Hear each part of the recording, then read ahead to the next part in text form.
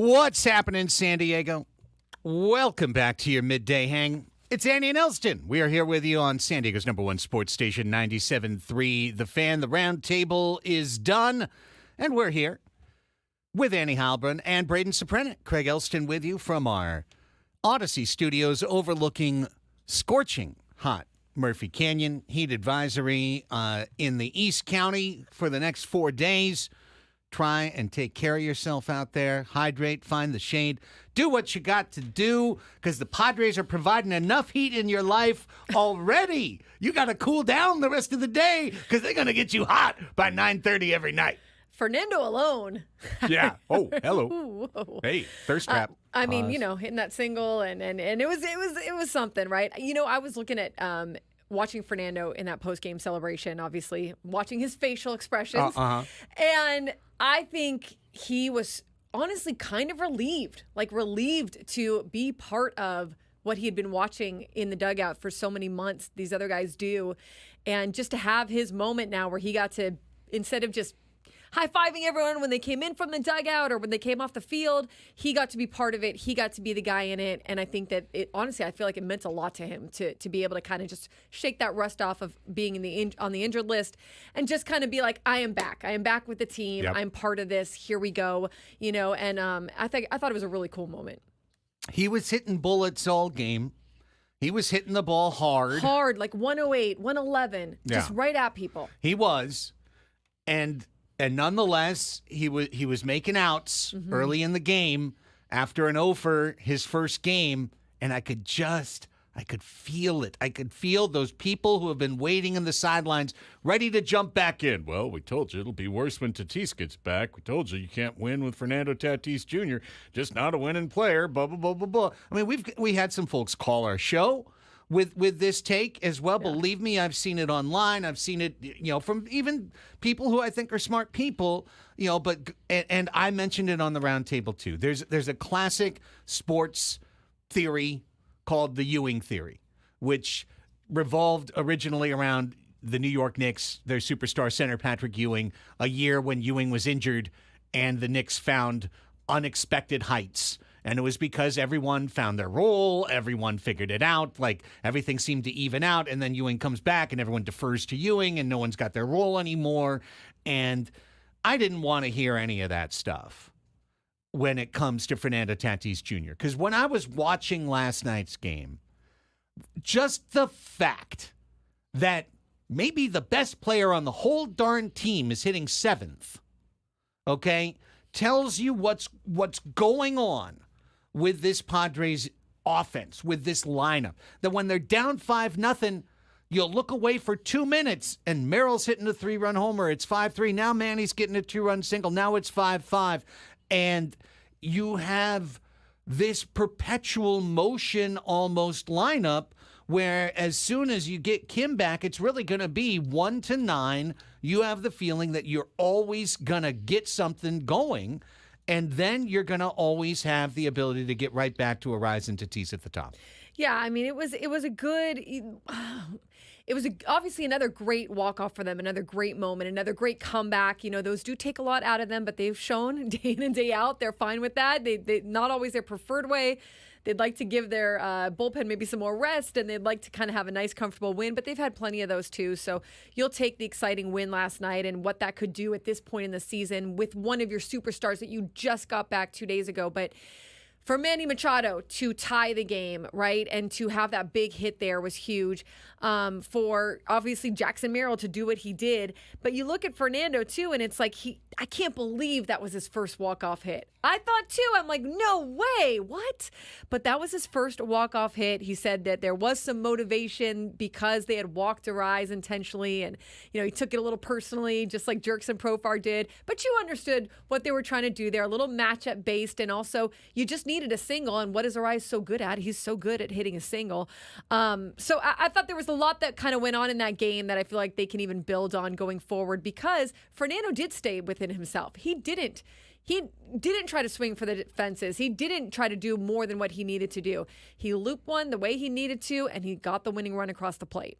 Yeah, and, in reality, Fernando has come through with some huge hits for this team in his history, in a 7th inning homer, a 6th inning homer in the playoffs, something in the 8th. But when it's come to those situations, I'm sorry to be in the minority of this. I did know that he had no walk-offs, and it's not like I wasn't expecting it, but I know he hasn't come through in those situations in his career. Coming through is gigantic for this team. It was gigantic last night. You don't want anything in your path right now because this team is built like a juggernaut. It really is. It was just fun on the roundtable when Ben's like, well, let's evaluate this part, that part, the other part. It's like, it's great. It's outstanding. Oh, it's the best ever, and it's wonderful. Like, we've got glowing marks across the board for the Padres. And sure, there are nits to pick. In the very next segment, we'll pick a couple of nits about the Pods because we want to win the World Series. Now, I'm literally at that level now, Annie. I believe in this team. I believe they can beat anyone. And I believe the actual ceiling for the 2024 Padres is World Series champion. That's what I think is the ceiling, is that this team wins 4 playoff series. I think they have the ability to win 4 playoff series. And for them to actually do it, everyone's going to need to come through again next month that's come through the last 6 months. So having Tatis in the win column, so to speak, in that walk-off column, in that hero column, that's gigantic to me. Yeah, especially because so many other guys have been able to be part of it or part of like those big moments that have happened throughout the season. And, you give a big nod to the bullpen too, because they had to keep it close. They had to keep it close enough for the Padres to be able to come back. That was after a little, by Yu Darvish's account, what was considered a shaky start for Yu Darvish, not his best pitching. He talked about being a little bit amped up, a little too much energy. He said he wanted to calm down a little bit before the next start. So a lot of adrenaline. You can completely understand that. And then Matsui gave up the 2-run homer, but went 1 1/3 innings. But then you had Peralta, Morejon, Scott, Adams, Suarez. Like, you had all these guys coming out of the bullpen that were able to keep that game where it was and allow that offense to come back. And you can see how in a tight game or in a playoff scenario, that could be something that they need to do. Maybe a starter is not on his best night. Maybe the guy that has been so dominant for the last few months or all season long just doesn't have a good night. Well, you don't feel bad turning to that bullpen. You feel like, okay, they've done it before, they can do it again, right? And that's how you feel about the offense, honestly, too. I really feel like, listening to us on the roundtable, I agree with the guys, with all of you guys. It's hard to find things to critique right now. It really is, because for the most part, at this point in the season, when you look at the fatigue and you look at what they've weathered and you look at what they've been through, and this goes, I'm sure the Diamondbacks have these same conversations and the Dodgers and the Mets and everything, but it's just hard to not give them the benefit of the doubt because it feels like they've earned that at this point.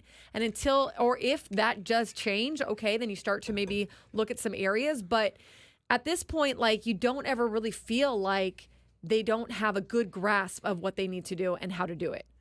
Never mind last year. Throw last year in the bin. Any team that's wobbling a little bit loses last night's game. That was a game to lose. You put your starter on the mound that you count on, your veteran ace, and he gives up a run every inning. And he's out before the 3rd inning is over. You're down 5-0. Yes, the team came back. Then it proceeded to squander multiple bases loaded opportunities. Twice. Yeah. Two consecutive innings with bases loaded. And with a runner at 3rd and fewer than 2 outs. Situations that this team has come through over and over again, and they didn't come through multiple times. Right. And honestly, I was watching the game, not like, oh, well, here we go. But going like, well, this could be one of those games where tomorrow morning Annie and I are talking. I'm like, this is why you play the games, right? We got so excited. Darvish goes out, but then he's not good. And then we wind up losing the game, and everyone wins. And here we are. We're now in 2nd place in the wild card, and that's how tight the race is. You even stumble once, and you always lose ground because everyone is sprinting at the same time. But they didn't lose. They won again. Yeah. They found a way again. And honestly, that's what makes this so exciting. I heard Woodsy go, well, I just want to get through September. In a way, I get it, because you want to get to the really, really good stuff. But these 4 weeks, nothing's promised to this team. These 4 weeks, normally I would be an absolute nervous wreck thinking about the fact that the Mets and the Braves are right there, and that the reality of them continuing to play well is tangible. It's real. It's not like, oh, well, they can't do it forever. They have to do it for 3 weeks. It's not forever. It's 3 weeks. So with all of that, you know what I keep coming back to? I keep coming back to this. Don't worry about it. Our team's good. This is one of those rare times you've got a team that's so good that you just say, don't worry about it. This team is good. They're going to, whatever's put in front of them, I actually believe they're going to take care of it. And that's where I am. And that is the tranquil state that I find myself in. It's like you want to be a nervous wreck, but you can't because the team's so doggone good. Yeah, or they usually get it done, or you at least always feel like they have the potential to get it done. But honestly, more times than not, they just get it done, right? And that just is proven by the win rate that they've had. I think it goes to show, too, like they got themselves in a good spot by being at that top of the wild card. Even though it is still close, it would be so much harder to be the Mets right now and to be looking up and hoping that one of these teams stops winning. But they're all still winning, right? And I think like it just right is they're just in a good spot right now, and whether or not it stays exactly like that, I don't know. But they firmly, I think, have their feet under them in the sense of like we just got to do what we need to do and continue to play our game. And you can see how it's so frustrating for the team across from them. I mean, the Tigers are still trying to do something with their season. You know, I think it's probably going to be difficult for them, but they weren't out of it by any means, right? Like they were still trying to chip away and maybe make a playoff push or whatever. And now, you've lost 2 games and you've depleted your bullpen for the most part. And now you've got another game against these guys today. It can be very frustrating. I mean, for 100 games, the Padres were a 500 team. They were a team that would be around 500, and you just didn't know, is this one of those weeks where we're going to lose 5 in a row? Is this one of those weeks where we're going to have a good week? You don't know. Since the All-Star break, the Padres have methodically faced teams that are of that ilk, right? The Pirates were just a little bit over 500. The Cardinals right at 500. This Tigers team coming in a couple of games over 500, and they have methodically eliminated them.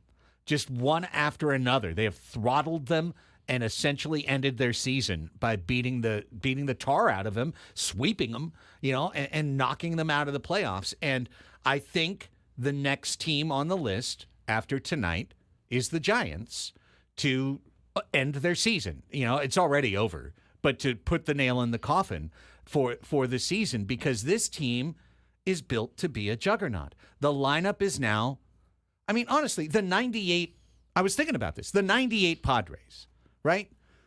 Who do we have? Carlos Hernandez, Chris Gomez at the bottom of the order. I'm like, I have to really I have to really get fined to say that this isn't maybe the best lineup that the Padres have put out. I mean, the new full strength, as soon as Kim is back, you've got Higashioka leading a catching platoon that, as Chris said, over 20 homers on the year. You got Kim in the 9 spot that has 60 walks, 10 homers, can steal 20 bases. But your 7 hitter is Merrill. Your 6 hitter is Bogarts.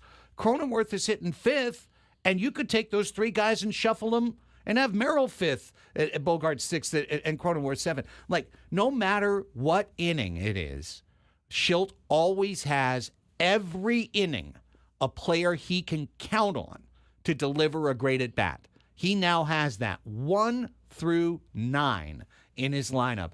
And honestly, there's no obvious weak spot now for the San Diego Padres. Yeah, exactly. I think that it's kind of wild, honestly, because usually at this time there is kind of at least some part of the roster that is either experiencing some health issues or just, maybe just not performing to their ability or whatever. So it is a weird time, but a great time. Listen, if you're a fan right now, I mean, you've been waiting for this, right? Some of you have been waiting 50 plus years for this, and you're getting to live it out. And a lot of times at Petco Park, or, these pretty incredible moments are happening. And so you get to witness it firsthand.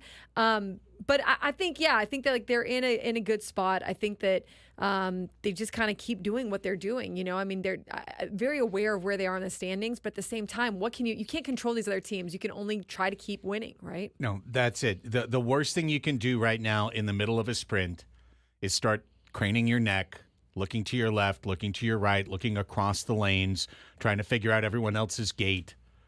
No, straight ahead, keep pounding, because this team is built to be a juggernaut, and it might have to be just to make the playoffs, because there's no let-up.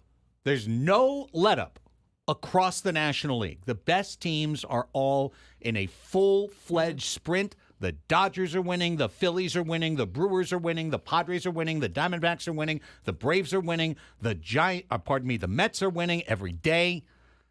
Even the Cubs are winning, and they're out of it. They're basically out of it, and even the Cubs are winning every day. So the bifurcation of the league, where half the league is winning every day and the other half is losing every day, is creating a scenario where you literally cannot let up. We've got a team that feels like it's relentless, and it actually has to be. Yeah. And that's the wild thing. Yeah, that is what's crazy is, I thought when they were kind of getting out of that All-Star break that there would be some more ups and downs, for every team, not just for the Padres, but it's baseball. That's what happens. There's ups and downs, right? So for all these teams to be just kind of neck and neck and playing their best baseball, just is to me, it's kind of rare. Like it doesn't feel like something that we've seen recently, where there's maybe like two teams or, maybe three teams or whatever. But for all these teams to be like, you have the Padres have won 3 in a row, Mets 7. And then you have like even the Cubs and the Cardinals, putting together a little bit of something. I agree with you. I think it's gonna be hard to crack these top 4 teams. But even the Mets have to be like, what do we need to do? We've just won the last 7 games, and we cannot crack the Braves there. We cannot get past them, So it's just a crazy time, a fun National League race, a fun baseball race all over the divisions. But if you're a lover of baseball, like buckle up, because this last month it should be pretty fun. Fun show today as well here on Annie and Elsten as we roll with you till 2 o'clock. Gwen and Chris will check in from 2 until 4:30. At 4:40, it'll be the EcoWater SoCal Padres pregame show with our man Sam Levitt. And then 5:40, 1 hour earlier than yesterday, will be first pitch as the Padres go for the sweep against the Detroit Tigers. We kick things off with our Padres Deep Dive Hour, seeing as the roundtable occupied hour number 1 of the program. So as we continue this hour, we will offer a couple of things that I think are obvious points of concern that can be discussed out of last night's game, in particular behind the plate, where I said it on the roundtable. I'll say it again shortly. I think a change is going to be made. Beyond that it needs to be made, I think it's going to be made. But we're also going to look at that hunt for October and continue to marvel at the fact that nobody appears to want to lose. 12 o'clock Sports Fix is coming up at the top of the hour with all the sports news that you need from Thursday, September 5th, 2024. It's going to be a very important 12 o'clock hour of the show as well, because it is finale day for the NFL Team Eliminator on Annie and Elsten. One of either the Bears, Lions, or Texans is about to become the unofficially official Annie and Elsten NFL team to support our show team for the 2024 season. Which of the 3 will it be? The final arguments, the final countdown, and can we even come to a consensus? The final countdown. Yep. It's all happening at 12:20. I did my homework for this. Did you? Mama came ready. Yes. Yeah. So yes. I can't wait. I'm actually really looking forward to this. Then we'll have match game today. We've got a great match game set up. Alex Morgan announced her retirement from the National Women's Soccer League today. And as a professional athlete, and as an Olympian, and as a National Women's Soccer team player, and everything else, we're going to get into that by 1 o'clock. Yeah. And I've A got to little bit call of it. a shocking, a little bit of a shock. I don't No, know. Were very you shocked? shocked. I was Yeah. a little shocked this morning. Yeah. I didn't even know. I showed up and Ello told me as we were Yeah. walking in. I'm like, holy cow! And then engineer Mike came and was like, I've been waiting for you all morning. So I had to kind of process it in real time. I've got to call out to Tony. We'll see if he jumps on with us at 1 o'clock as well. But we will talk all about Alex Morgan's retirement coming up at 1 o'clock on the show. We'll wrap the show with Ask Us Anything. So plenty between here and 2 o'clock. When we come back, a change, amidst all the great things that are happening, a change that I think not only needs to be made, but is probably going to be made for the Padres going forward. That's next on the Padres Deep Dive Hour. This is Annie and Elsten on San Diego's #1 sports station, 97.3 The Fan.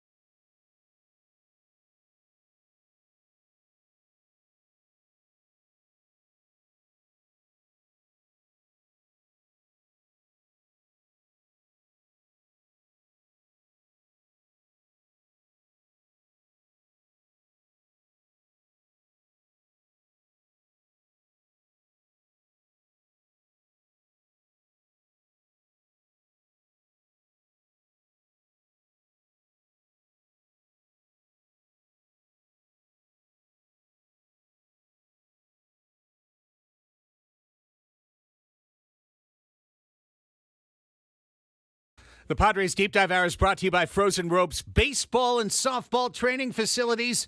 Now introducing the Freezy batting cage membership for only $79 a month. For more information, visit SanDiegoFrozenRopes.com. Andy and Elsten back with you. A lot of people commenting on the shirt today. You saw the other one I had last week, the kind of bowling shirt. Yes. It's loud. It's definitely loud. There's no question about it. But it's not cool. It's definitely cool with Tony on Mr. Yeah. Padre. It's kind of done like an old comic book cover. Yeah. Yes. It would be issue number 338, lifetime average. Right there. Of course. Right? We got play hard and have fun Yes. down on the ball. Pretty sick. No, it's cool. So, yeah, I first looked at it, I'm like, but would I wear it? Yes. And then Yes. and then I got it, and then I said, yes, I would. That's the benefit of being on YouTube now is you can wear fun shirts to entertain people on YouTube. That's 100% right. I bought this shirt for this show. Like, will I watch? Yeah, I would probably wear it to a Padre game. That You is know? a perfect day game attire. That's what I'm thinking too. Day game attire. Yeah. If you Even wore a that to a 540 night game, it'd be a little weird. About 540 game though. Probably be okay. You're pushing on 540. When it's 98 degrees outside. 340 game, maybe. Yeah. Oh, fair. I think that's probably your limit. It's not the nightcap attire, Craig. No, you're right. Even if I'm it's with you. hot, I agree. It's probably nice and cool. Yeah, it is. It's a very feel like you need thin, flowing fabric. Breathable. Breathable. I think that's the word. Always good in this kind of heat, this kind of Yeah. weather. You need Yeah. a Padres giveaway fedora to go with it. I'm in. I think we're in on that. Yeah. What happened to that? That was like very popular for like two to 3 years, and then it just went away. The fedora. Yeah, the fedora. Remember that was like 2 years in a row. They had a fedora giveaway, and Mud was all about it. And then they just stopped doing it. Yeah, I'm with you. I think a fedora would work. Fedora would be money. Fedora would work. For some reason, I feel like you need a cigar as well. Absolutely. Absolutely. You How about can't the big smoke that straw at Petco hat? Could I have a Park. big straw hat? Would that I work? think that'd be great. Yeah. The Nick Martinez straw hat. Uh-huh. I think that'd be great too. Love it. Sunday day games at Petco Park with Craig. Let's go. We'll do Hunt for October next segment and dig into all of these crazy hot teams in a moment. You should wear that to golf. Oh, 100% I'll wear it to golf. Yeah. You need like some For sure. checkered pants though. And maybe like some tartan socks. Yes. And you gotta have the high socks. You Yeah. gotta rip the high socks. The high socks. Like the high That's plaid socks. Perfect for your next tournament. Oh, I'm in. We're cooking on something You here. could find all this too. You could do it. Oh, Oh, yeah. yeah. Absolutely. 100%. Yeah. He found this shirt. He Right, obviously right, could find the right. rest. I don't know where. I don't know The where. internet is undefeated. I'm sure he could find some socks that match that have avocados on them for no reason. Yeah. Yeah. Yeah, that's fair. I mean, honestly, I think it got pushed to me through Facebook. Facebook Facebook targeted you. All Yeah. these searches. That's how it works because I searched for something, and so it's like, oh, well, if you search for He's this gonna love Padre this shirt, one, right. here's another Padre shirt Yes. for you, dummy. And then I'm like, you're right. Click buy. So That happens to me on Instagram for like face stuff like moisturizers or cleansers or things like that. yes. This has been Yeah. Fashion Sense with Craig. Back Sponsored to by your- FaceBet. Yes, back to your Regularly scheduled programming. Padres Deep Dive Hour, which is brought to you, in fact, by Frozen Ropes baseball and softball training facilities. Okay, you just heard me last segment say the ceiling for this team is World Series champion. I believe in this team more than almost any other team. I was really trying to think of a team in my life that I believed in more than this. Like, in 98, as we're going in, did I think this team was as strong? They weren't the favorite. They weren't the favorite in the first round in 1998. Houston had won like almost 100 games. They had Bagwell. They had Randy Johnson. Like, they weren't a favorite to get out of the first round. The Braves were a juggernaut when they faced them. Yeah. This team, I feel, matches up with almost anybody. So when I offer a nit to pick about the Padres, it is solely with the intention of seeing this team maximize its ability to win playoff games. I don't want to lose a playoff game on a pass ball. I don't want to lose a playoff game on a runner advance from second to third on a catchable ball that puts a guy in a spot, that puts our pitcher in a spot where then he gives up a routine fly ball and it winds up costing our team a game and potentially the series. And because of that, I have to say Luis Campusano's defense has reached a point where I think it's too much to overcome in a playoff scenario. He's just done it again. It's multiple games in a row now where it's not just one base runner advance. It's 2, 3, 4. Ball's getting past him. Ball's going off his glove. Can't throw out a runner. And all of that matters so much, Annie, when it becomes a must-win game. Yeah, I think it's also one of the tenets that Mike Shildt bases his foundation of winning on, right? Is very clean defense, very clean fundamentals. Don't give anything away. You hear him say it all the time. Give nothing away, take everything. So there's certainly room for errors. Errors happen. You're not going to be 100% all season long. You're not going to hit on everything. And like I said in the roundtable, I feel for Luis Campusano. This is not, I'm sure this is not easy, and he has been part of this team. He has had some good moments with the team. Even this year, he has been part of this pitching staff and a thread throughout this pitching staff, right? But at the same time, I'm sure that those fundamentals in a playoff clutch situation, like if that was the reason that the Padres lost the game because of something like that, it would be really hard to fathom that. It'd be just really hard to swallow that, right? So I'm not exactly sure what they're doing. I hope that there is a place for him, that he can be used, that is helping him also just be his best self. I know they've given him a lot of opportunities to do that. Part of me just thinks they're going to need them all down the stretch. And then maybe when you get into those playoff positions or those playoff games, you're leaning really heavily on Kyle Higashioka, just like they lean really heavily on Nola. Thank you. 2 years ago, and didn't use Jorge Alfaro at all. But that's also not the best strategy. You don't want to run one of your catchers completely into the ground. You want to be able to have more options. So I'm not exactly sure what they do with it, but clearly them bringing Elias Diaz to the team means they're thinking about it too, and they are considering all these options and what could or could not go wrong possibly in one of these situations too. Well, there's 21 games left in the year until you get to games where mistakes like this just cannot happen. So what I think should happen, I'm obviously not saying that Luis Campusano should be like banished or Sent anything. to the island. Yeah, right. Like, no, we got a 28-man roster. We just saw last night the ability that Mike Shildt has carrying 3 catchers to hit for his catcher and hit for his catcher again. And I think that is something he's going to do literally all the time between here and game 162, is he's going to use his catching spot as the spot that he can throw Peralta, throw Solano. And those are huge cards to play, every time when you're in a close game. And I think both Higashioka and Diaz and Campusano are going to be of the mindset of, that's cool, I stand down, we're all on a team, because they're on a championship trajectory now. Yeah. It's not a matter of me, mine. But what I think should happen is in the next 10 games, I think Diaz needs to get 4 starts. I think Higashioka needs to get 6 starts like he normally does. And I think the other 4 starts need to go to Diaz so that you find out. Yeah. You can't throw Diaz out there and say, well, he doesn't know our pitchers, he doesn't know this, he doesn't know that, so we don't trust him in a playoff setting. Now's the time. Give him that chance. This lineup's deep enough. If he goes 0 for 2 and gets pinch hit for every single game, it's not going to kill this team. What's going to kill this team is base runner advancement on routine plays, on just, oops, runner's on first, now he's on second. Those things are absolute killers. And I'm sorry to say it, but for Luis, it's just a regular occurrence now. It's every single game. And I would agree. I think you do have to get Diaz in there and start letting him have some consistency and letting him start to feel comfortable, because you really don't want to go into a scenario, and they're not going to go into a scenario where you're getting used to him in the playoffs, right? Like, you need to get used to him now and see what he has exactly, and like, how does he fit, and is there, get feedback from your pitching staff, and just kind of work the whole system to see how can we use him, what is his best strengths, how can we utilize that with the other catchers.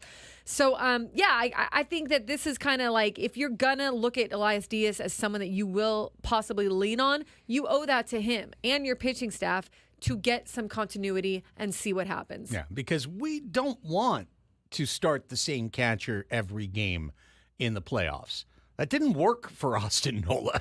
If you might remember, the last 2 rounds, he didn't do anything for the team. He was completely exhausted, and then the stories are being written about how he was completely exhausted. It's exhausting. It's not just that you're out there and you're at the end of 162 plus and spring training, but also these are intense games. I mean, everything's on the line. It's literally do or die. So everything just kind of, you have an adrenaline rush for sure. Like you have an adrenaline rush from being there. But when your body says it's time, your body says it's time, and there's not going to be much you can do about it. Okay, next nit to pick.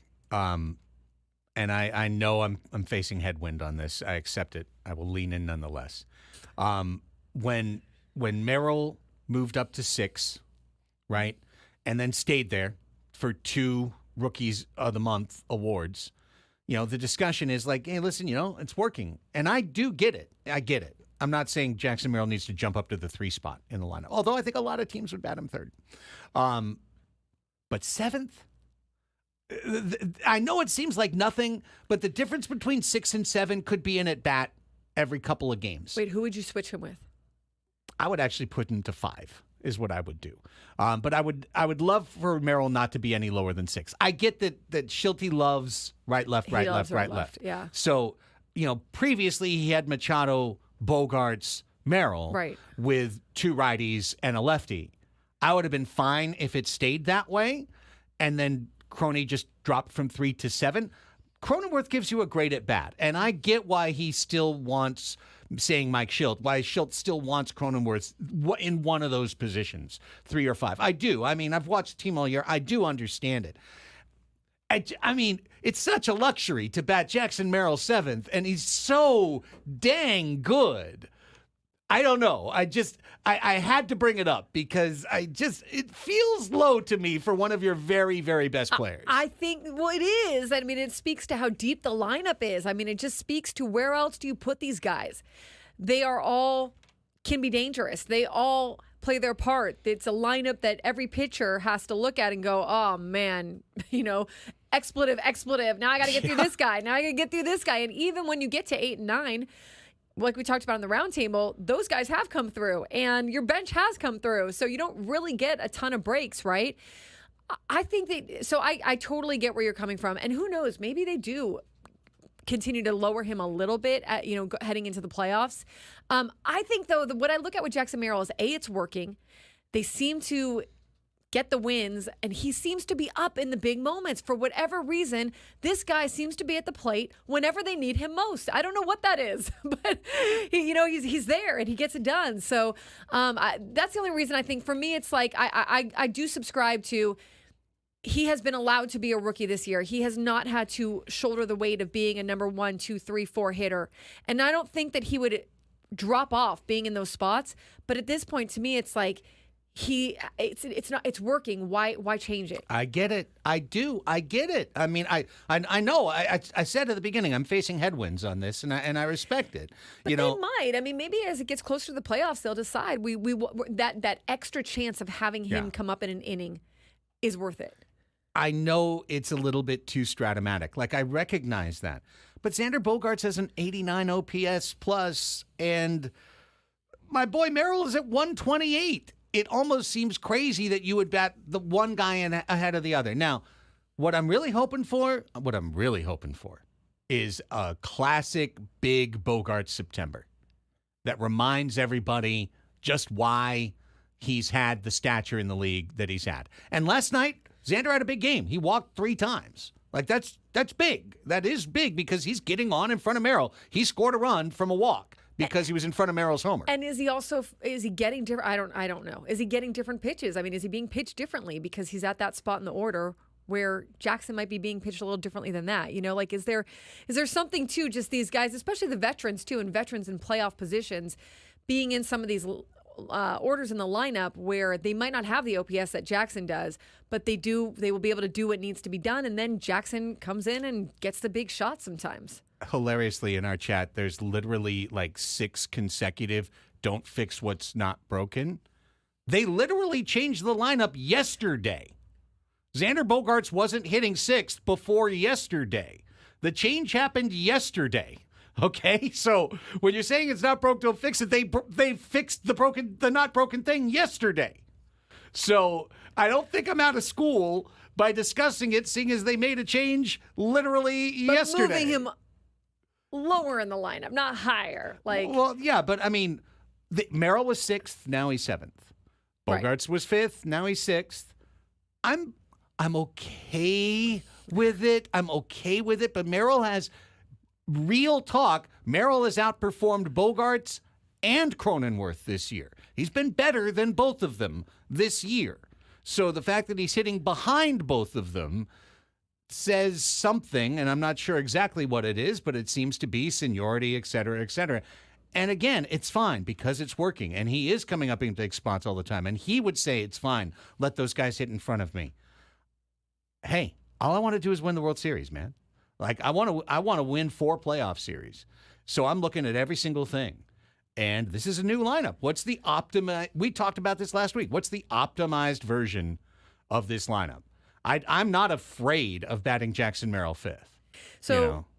and 5th, I don't think 5th is like super low, right? Like, I mean, or, super, it's like not hitting 2nd or whatever. Like, I think 5th would probably be Jackson Merrill be fine. You know what I mean? Like, it's not that much of a change, right? But I'm going back to what Kevin Acee wrote in the UT about this and about how they could still move Jackson Merrill and move him, to a higher spot in the lineup. But Victor Rodriguez saying in the story, why change it, right? That's what Mike Schultz said. Is it working rhetorically? But Victor Rodriguez saying he's having success there and he's coming up with key hits there. A guy like that, you don't mess with him. He's looking good. He's getting key hits. He's in a good place. A lot of times you start moving a hitter around and they think they need to do more. I don't think it's the right timing for that. In the future, he's going to be up in the order. I don't know if maybe they mean next year, Right now, it's not broken. Don't mess with it. He's in a good place mentally and physically. And I think that's where you kind of do have to go with like the feel of, even though the numbers might say differently, the feel of what they see from these hitters.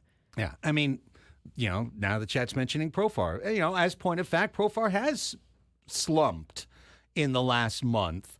However, I see a ton of value to him at the top of the order for the at-bats he takes, for the walks he draws, for his ability to switch hit, for the fact that he hits better against lefties than righties, so that if you do make that switch to attack a rise, now you've got Tatis and Profar coming after you and Machado, like you've got killers. So none of this is easy, and I'm not...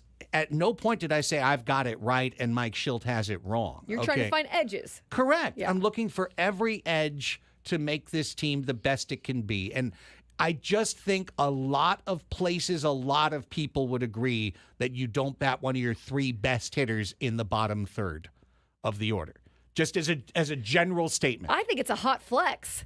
I think it's like, so. You know what I mean? I think it's like our lineup is this deep that we will put the guy who is over 1,000 OPS, who is leading the team in this, that, the other, who is like the energy spark plug. We're going to put him right at spot number 7, and he's going to excel in that spot too. Yeah. Hey, it ain't broke.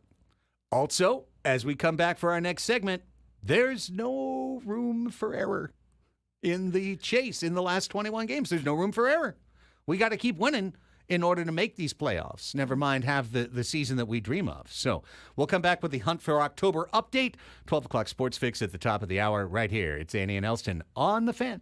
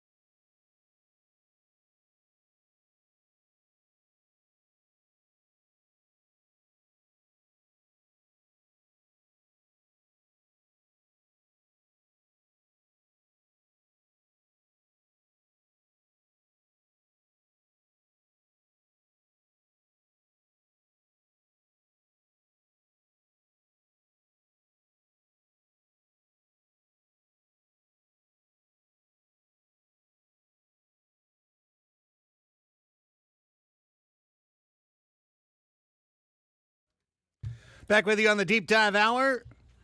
It's Andy and Elsten. Baseball coverage on 97.3 The Fan, presented by T-Mobile. Switch to T-Mobile and you can get tons of benefits and still save on every plan against AT&T and Verizon. Use their savings calculator and find out how at T-Mobile.com/switch. All right, short segment, Annie. I was just talking to On the Red Greg out there. Hey. And then realized, hey, it's showtime. Time to go back to the studio. He'll be on the match game next hour. Hey. It's match game Thursday here on Annie and Elsten, coming up an hour from now. Stay tuned. Quickly, let's get to the hunt for October and see what happened. Because, again, if you missed it, the Dodgers lost. Hey, the Dodgers lost. They got beat by the Angels. Yeah, they got beat. thumped. The halo shined. Shine bright. Halo shined bright last night. There we go. So that means San Diego did gain a game on L.A. They're 4.5 behind L.A. Can't believe that light switch still works. I know. It's wild. Works more on the White Sox. Arizona also gained a game to be at 5 under. Boo. Because in the wild card chase, San Diego won, Arizona won, Atlanta won, New York won, Chicago won, didn't they? Yeah, Chicago won, St. Louis won. Everybody won. Sick. Everybody won.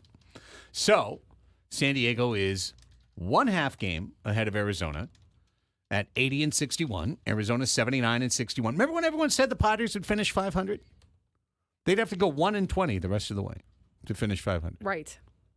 1 and 20. I mean, it's crazy. Like, you think about the conversations. If you went back and played the clips from all of our shows, what else could you think of at the time, right? Because it was like, are these guys going to even be able to get above 500 or whatever, right? And now it's like the whole conversation has completely changed. And I can't keep hammering this nail into the wood hard enough. They're 22 and 10 since they became a brand new team. Since they added Jason Adam and Tanner Scott and Martin Perez, since they changed fundamentally what this team is in terms of a pitching staff. They're 22 and 10 with that team. And that's the real record I'm thinking about. Those first 100 games, they didn't have the team they have now. Now they've got this team. And this team is the real deal. But as I said to start the show, it's built to be a juggernaut, and it appears that it has to stay a juggernaut just to make the playoffs, because the Mets have won 6 in a row. They're 76 and 64, and 12 over 500 doesn't get you in the playoffs right now. Because literally winning at an almost 700% clip is not enough. I mean, it's enough for the teams that have gotten themselves in there. You're just going to kind of stay steady. But any kind of weeble wobble, it's not a technical term. It's just the weeble wobble, and you got to wonder whoever's say for example, if those 4 teams stay pretty bunched up, and then there's a weird last 2 weeks of the season. Yeah. What do you do? You know, like, I mean, it's like musical chairs, and whoever's just not in that last seat at the end, if they stay the way they're going. If one of these teams stumbles, you can breathe easy. But as long as they all keep charging, you can't let up. Mm-hmm. And the great news is, thanks to the off days that are built in, thanks to the return of Tatis, thanks to the return of Darvish, and soon the return of Kim, you have your full strength team now. So you have the ability to go full bore, game in and game out. You have ability to, in games like last night, chase the win percentage by pitching Adam and Scott and Suarez in non-lead situations. All of that is available to you right now as the Padres. It's seriously that Satchel Paige, like, don't look back because someone might be gaining on you feeling right now. Like, you just don't want to look around because you've got to keep this pace. Yeah, I mean, it's a good strategy for any team, and especially the Padres, who have had to work back from being like that 500 team into who they are right now, just focusing on themselves. What do we do? How do we play our brand of baseball? What's our identity? And then executing that. 100%. Great stuff on the Padres Deep Dive Hour. Hope you enjoyed the roundtable as well. Available on our 97.3 The Fan YouTube page. 97.3 The Fan YouTube page. Stay right here. We'll come back. 12 o'clock Sports Fix. Huge announcement in soccer. That's next.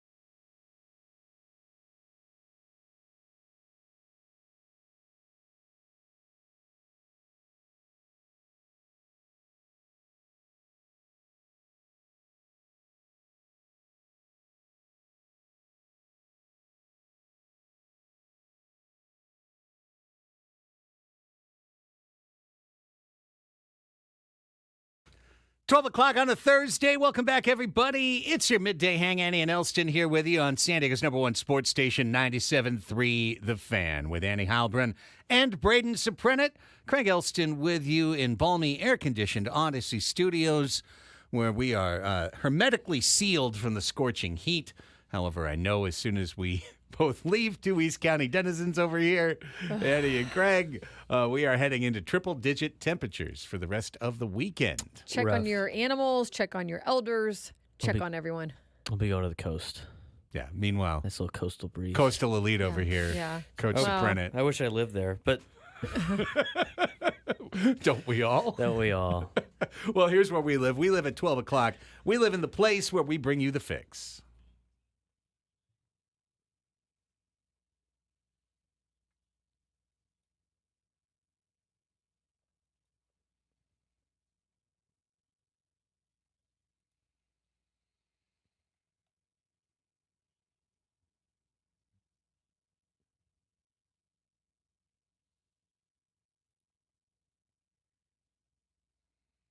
Here we go with all the sports news for Thursday, September 5th, 2024. It's your 12 o'clock sports fix. It's the last month of baseball. It's the last month, and Annie's always going to lead off with baseball headlines. All right, for Major League Baseball, we are going to start off in San Francisco, where the Giants announced they've agreed to a 6-year, $151 million extension with Matt Chapman, voiding his 2 upcoming player options and a 2027 mutual option. The deal keeps him in San Francisco through 2030, when Chapman will be 37. He'll earn $25 million each year and receive a $1 million signing bonus in 2025. The deal includes no deferred money and a full no-trade clause. Chapman entered Wednesday batting .247 with a .333 on base percentage, including a team-high 22 home runs and a 6 B-WAR. Yoshinobu Yamamoto will return to the Dodgers rotation on Tuesday, manager Dave Roberts told reporters yesterday. The right-hander will get the start for the second game of next week's set with the Cubs. Yamamoto last pitched in the majors on June 15th. A rotator cuff strain knocked him out of the action for more than 2 months. The Rangers placed shortstop Corey Seager on the 10-day injured list due to hip discomfort. Manager Chris Young said it's too early to tell if Seager is done for the year or if he will require surgery. The Cubs placed right-hander Jorge Lopez on the 15-day injured list due to a right groin strain, with fellow righty and old friend Trey Wingenter recalled as the corresponding move. Remember when he was like the Southwest guy? Yes. And he would just go back and forth? 6 times a year. People got video of him getting to Wrigley yesterday, and like he was carrying his suitcases and stuff. And they were kind of tearing him up in the replies. All these Cubs fans, they were like, "Who's this? Who is this guy? Who's that?" I don't know. Oh, poor Trey. Kind of a weird thing, This guy looks like Beaker from the Muppets. He's kind of a big fella. Let's Trey be. Let him be. All right, the Padres won Game 2 against the Tigers yesterday in walk-off fashion. They will play the final game of the 3-game set today. It'll be Casey Mize, 2-4 with a 4.36 ERA for Detroit, and Martin Perez, 4-5 with a 4.71 ERA for the Padres. First pitch an hour earlier tonight, 5:40 p.m. at Petco Park.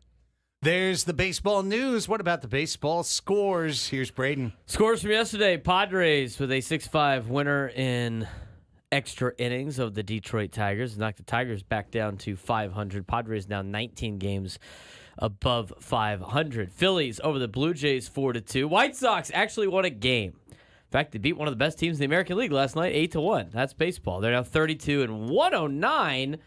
My Lord, the White Sox are one of the worst teams in the history of Major League Baseball. They're going to be the worst. They are, as we talked about yesterday on the show.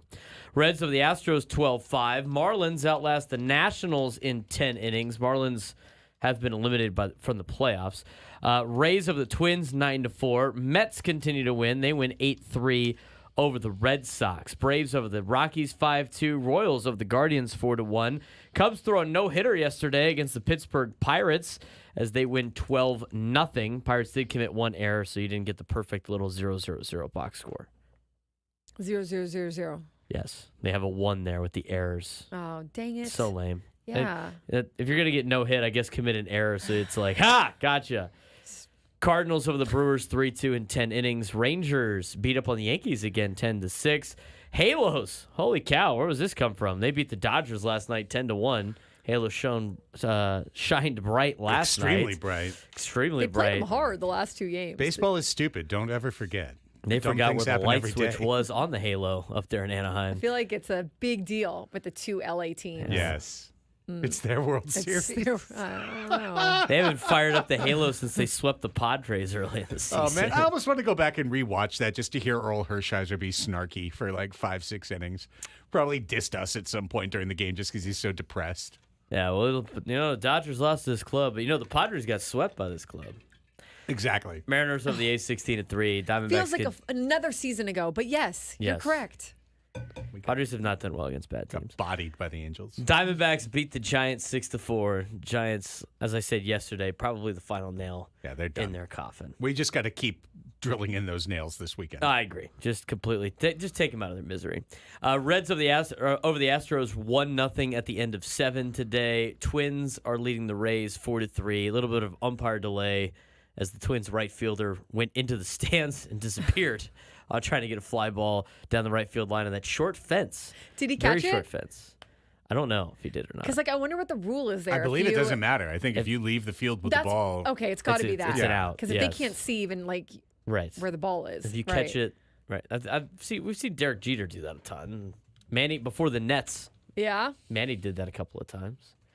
But Other- if you go over the outfield wall, if you catch a ball and then you go over the outfield wall and the outfielder's feet touch the other side of the wall, like that's a home run, isn't it? Or the if fact that you caught it as you went over the wall and then you fell all the way over the wall. I think that's a catch. Didn't that That's a happen? catch? Doesn't that happen in Boston? With the Maybe that short has happened in fence Boston. in right field with the bullpen. I feel like I've seen that before. I'd like to know. I think if you catch it before you as long as you're not standing outside of the field of play when you Right. catch it. If you're in the act of catching it going out of bounds, isn't it? It's like if you Nate go and Adam in the over chat and, say you're like- right. Okay, great. No, if it's caught, it's a catch. Right. Okay, Okay. cool. Semantics. I'm not an umpire. Twins over the Rays 4-3, end of 7. Mariners and A's will play later on this afternoon. Diamondbacks and Giants, Nationals and Pirates, Rockies and Braves, Angels at the Rangers, Phillies and Marlins, and the Tigers will play the Padres. That took longer than it needed to be. Fair enough. Here's Craig.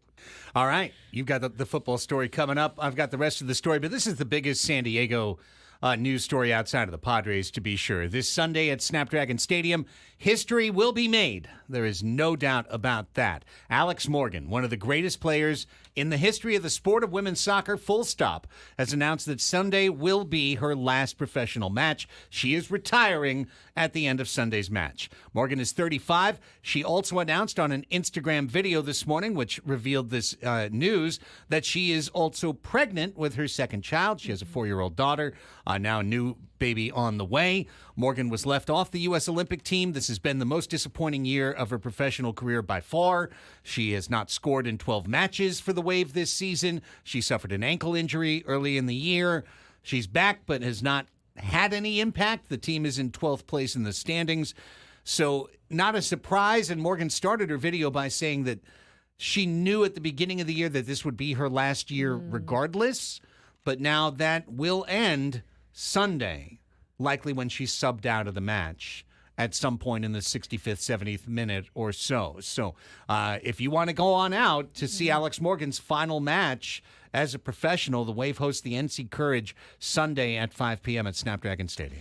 I mean, you got to imagine, even though she knew that this might be her last season or would probably be her last season, how difficult a decision like that. I mean, this has literally been, she called it her first love. She's right. I mean, she's been part of her life for 30 years, a constant. And then I don't think you feel the emotions of this. Like she was clearly emotional in the video she did, but you probably feel it in waves going forward because, there's a little absence and then what's going to happen on Sunday. But I mean, man, what she's given the sport and what she's given the community and women's sports, huge, and being huge. a leader Yeah. in the push for equality for the U.S. women's team, for the team to be compensated at the right level, for their coach to be compensated at the right level, to revamp the NWSL, to make it a fairer league, to make it a better run league. Alex Morgan has been a strong voice for all of these things.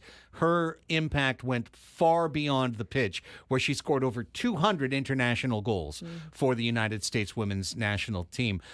Tony Sanchez will be on with us at the top of the hour.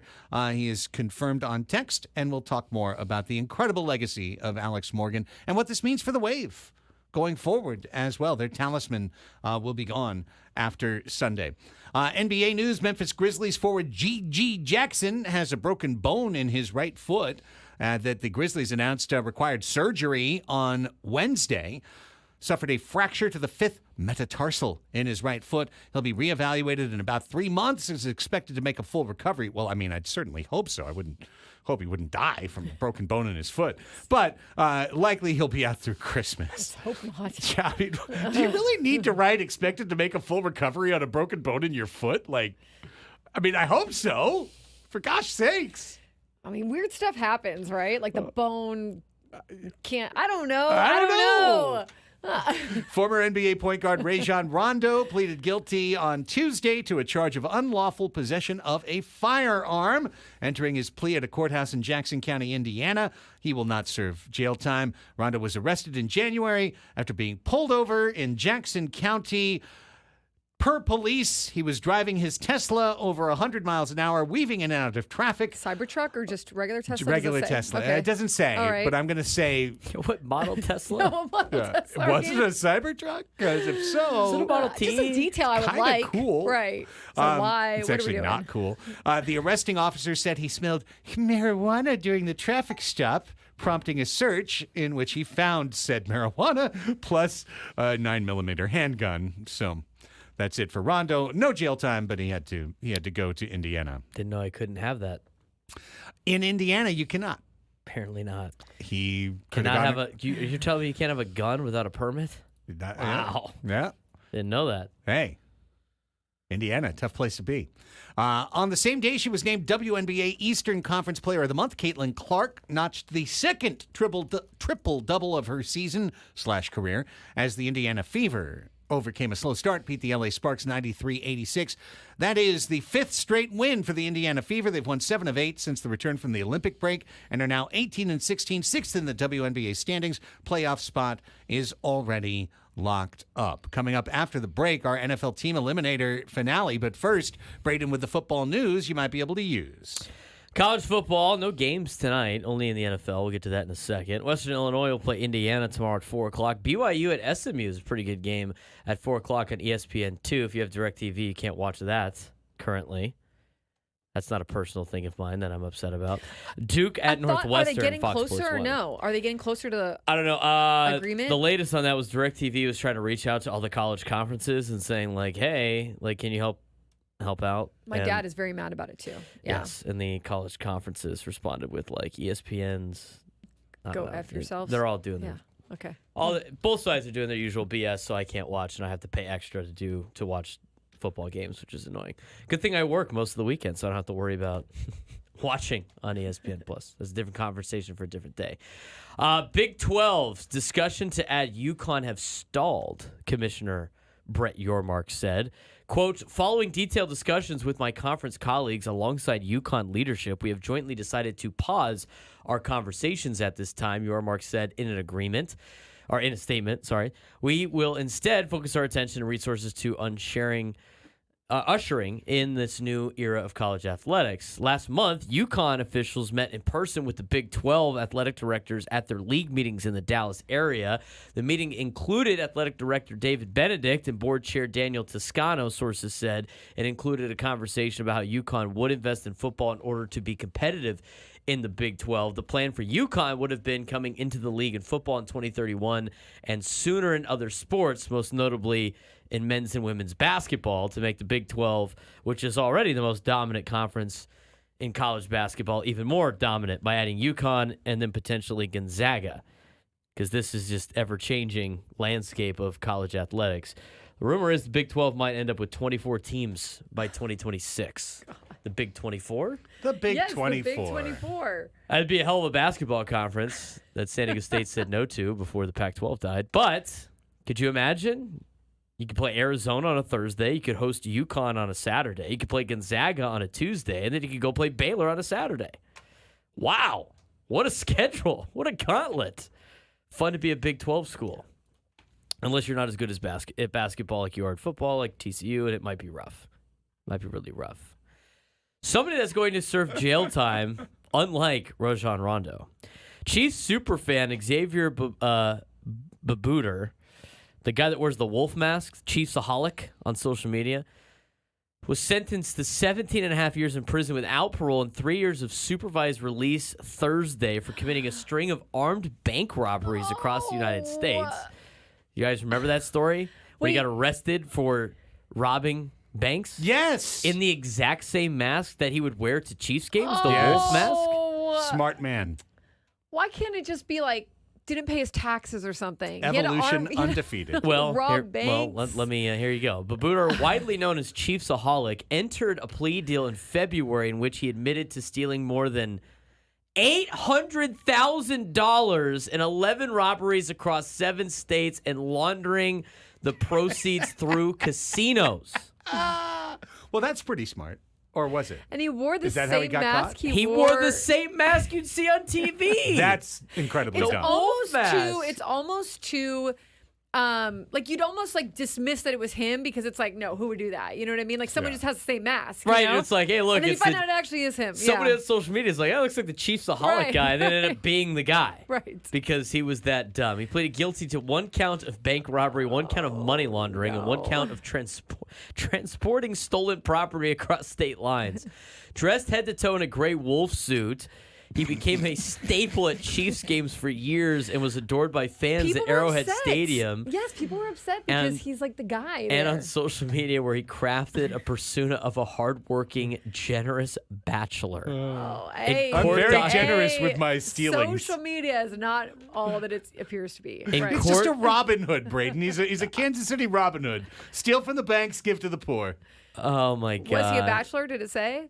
Yes, in court documents filed last week, prosecutors said he was able to attend Chiefs games and grow the Chiefsaholic persona because of his 16-month robbery Wait. spree, which began in March of 2022. Wait, I remember why I remember this story now. Because his lawyer, the first day in court, used all these football like puns. Yes. And it made headlines because it was like, oh my God, this guy's Yeah. facing major charges. And Yeah. the lawyer was kind of being cheeky. Yes. Like, we're going to run this touchdown and, Yeah. run it for a Right. touchdown in court. And we're going to huddle up and all that, all just like football terminology. And it did not go over well.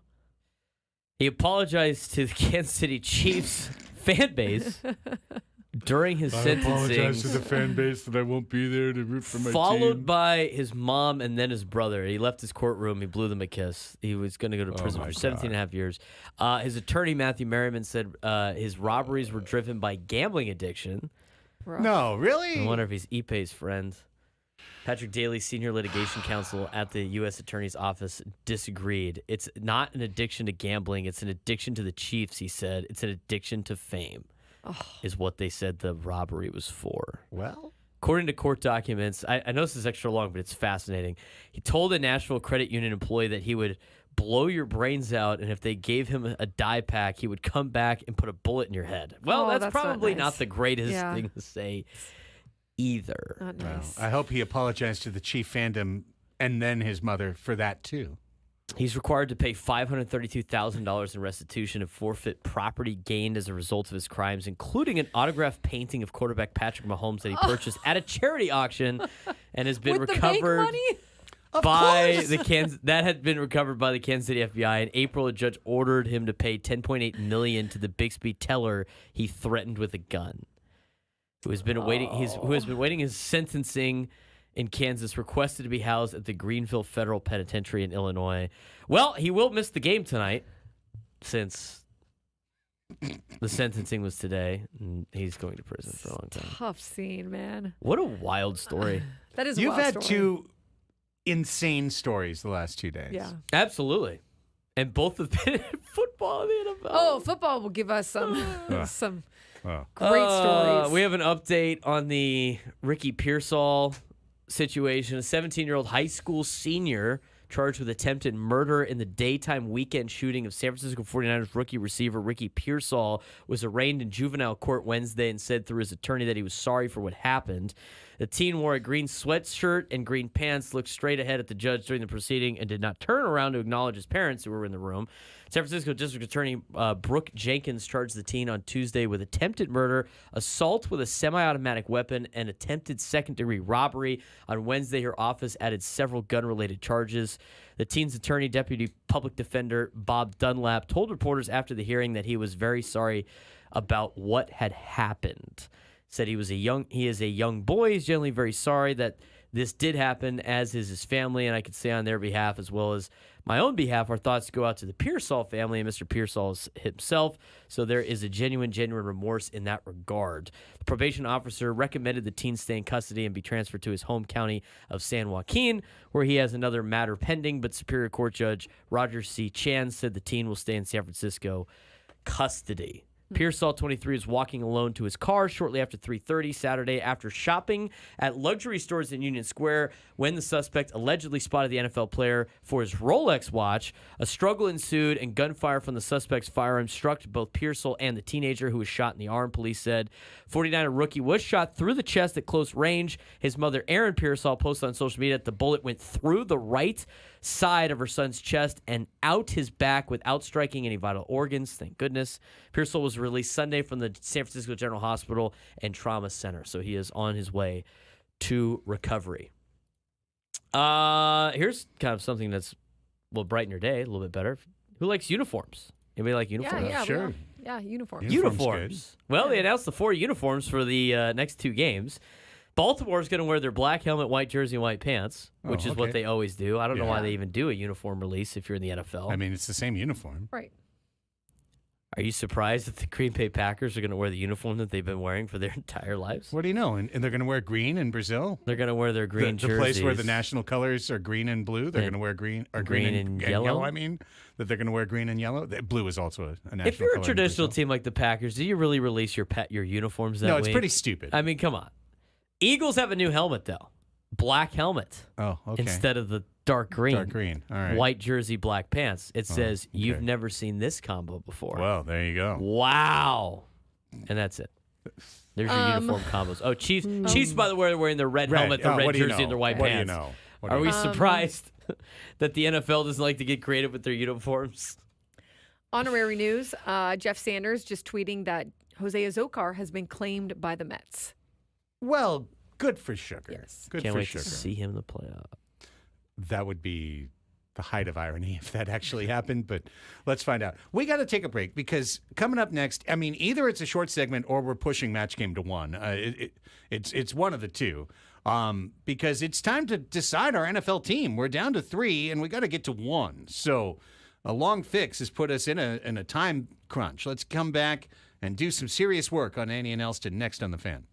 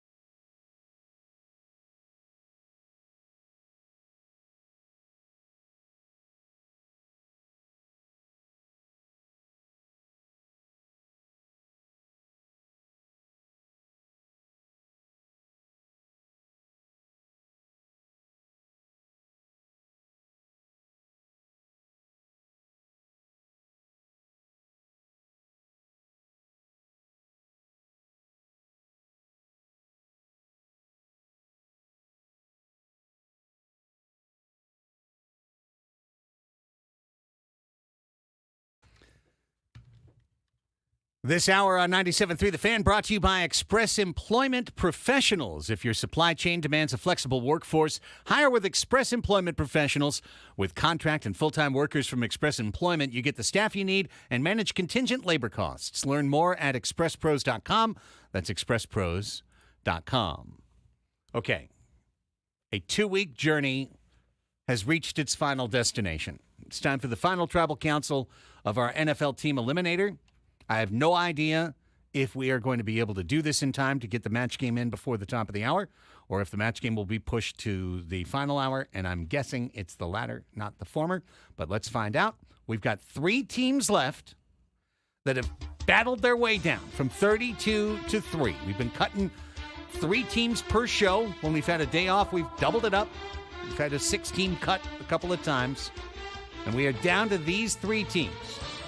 The Bears, the Lions, and the Texans. Along the way, we tried to eliminate obvious duds, like the C words up the highway that we don't care about.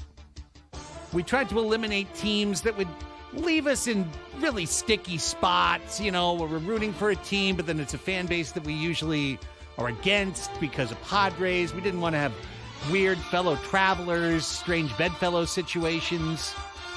Trying to come up with a team that's going to be pretty good, right? Good to pretty good. Ascendant. And entertaining. Entertaining. And not in conflict with our regular lives. And that's what we've got now. The Bears, the Lions, and the Texans. So, how shall we proceed from here? Shall we make the case for each team? Yes. Let's make the case for each team. Here's something I'll just throw at you real quick. Today, just as I'm just looking things around, the Athletic just put out their NFL Hope-O-Meter. Oh, I love a Hope-O-Meter. I love a Hope-O-Meter, too. They surveyed over 12,000 fans to find the most and least optimistic fan bases. Are the Raiders the least optimistic? Let me find out. They are... Nope, the Saints. Huh? Thank God we eliminated. We talked about that yesterday. Thank God we eliminated them. Not enough beignets in the world to make a root for the Saints. I'm excited to let you know that the 3 teams we settled on are all in the top 5 in NFL fan optimism. We can't go wrong. Number 1 with 98% we can, optimism, but, yeah. the Detroit Lions. Huh? Number 3 with 97.6% optimism, the Chicago Bears. Hey. And number 5 at 96.4%, the Houston Texans. So no matter what, sounds like we're making a... Who are the other teams in that, the top 5? Number 2, Kansas City. Okay. And number 4, Green Bay. Okay. Well, we got rid of those. We got rid of them. But, and then it's the Bengals. Nobody likes cheeseheads. And the Rams. Bengals. And the Are they even optimistic Eagles? Jamar Chase is going to play this weekend? I don't know. They apparently are. So anyways, knowing that now optimism is flowing Abounds. through the fan bases that we are about to join, what's the case for the Chicago Bears? Okay. We know Andy's got a case for the Chicago Andy? Bears. First of all, you have the number 1 pick. You have Caleb Williams. He is very divisive. People hate him. People love him. People think he's going to be a bust. People think he's going to be great. That is must-see TV. What is this guy going to do? How is it going to go? Okay. Kind of look like, people say he doesn't have enough in him. Call him a baby. But he didn't look so much like a rookie in the preseason. I know you can't just judge it on preseason, but he's been looking like he could have some potential there for the Bears. Plus, absolutely. I can appreciate the effort that the Bears, being a historically bad franchise, have put in to make the team better. Even the controversial move of getting rid of Fields in order to maybe get more of a better, well-rounded team, right? Now, the cons to me with the Bears are they could end up just being the Bears, which is the usual disappointment that they are. They could totally jack it up, yes. Sure. They could just But I Bears think it up. you have like the suspense, the drama. You have like characters, national attention. Mm-hmm. All of this appeals to me. And I see that Keenan Allen thing in the chat. Yes, I have a great relationship with Keenan Allen, okay? Because I covered him for years. Right. All right, and go back and watch my YouTube interview with him when he was a rookie. It was really very good. Plays the piano, does the whole thing. We broke some news. But my point there is I'd like to see how this works with the receiver core Keenan Allen, he isn't a bust. I mean, he still has something in him for sure. Isn't another a notch positive for Chicago the idea that they're finally getting things figured out in their front office? And you can be on the front end of that. Right. That like we're entering at a time of alignment instead of misalignment. You're entering at a time where there could be like a change. Okay. Or they could end up being the usual Bears. Right. At which point, as San Diego fans will understand that. Right. Bears uniforms, not offensive to me. Very, very drab, but not offensive. A little like cuddly bear too. Like that's their mascot. It's kind of a mean-looking bear. I don't think they want to have a cuddly bear. No, they're I going like to a mean cuddly They bear. definitely have a, bear. Either way. the cuddly bear would be the Cubs. Okay, now we'd like to turn to the prosecution, Yeah. Mr. Suprenant, who's been the anti-bear in the group. I'm anti-Caleb Williams for a lot of different reasons. Why? One, him being an SC quarterback that never amounted to anything at USC. Didn't he win the Heisman? He did, but He his did! team Doesn't that didn't. amount His to something? team didn't do anything. I mean, they had arguably the greatest player in college football for 2 years, as they were said. He couldn't defend, and they though. couldn't do anything. He couldn't even beat Tulane He still in had a to bowl do game. something I mean, to win they the Heisman. He couldn't beat Tulane. I mean, when they played Utah, they got curb stomped. How many points did they give up to Tulane? I think they gave up a lot. I think they gave up a lot Tulane kicked their ass. because their defense sucked. Right, but he also didn't show up. I don't like the way that he writes F the other team on his fingernails before the game. I think That's kinda just ridiculous. to me that He is made fun of entertaining. he made fun of other Heisman Trophy candidates and belittled them when he was going against them for their passion in playing in the game, and he mocked them, and he I thought he don't- was I don't better know than about everybody this. Braden else. hates He Caleb did Williams. that. Yeah. He did that to I Max. think Now there's- it's a little personal because he did it to Max Duggan too at TCU. But Aha! when Max Duggan laid everything out on the line against Kansas State, was in tears post game because it was an emotional ride for him. Caleb and ESPN tweeted out, "Oh, what a Heisman moment." Caleb Williams said, "LOL for real," and immediately deleted the tweet about it because he knew it was bad. A lot of immaturity. I But watched can Caleb a guy Williams. not have a chance to grow to become a good player? I'm just saying I don't like him.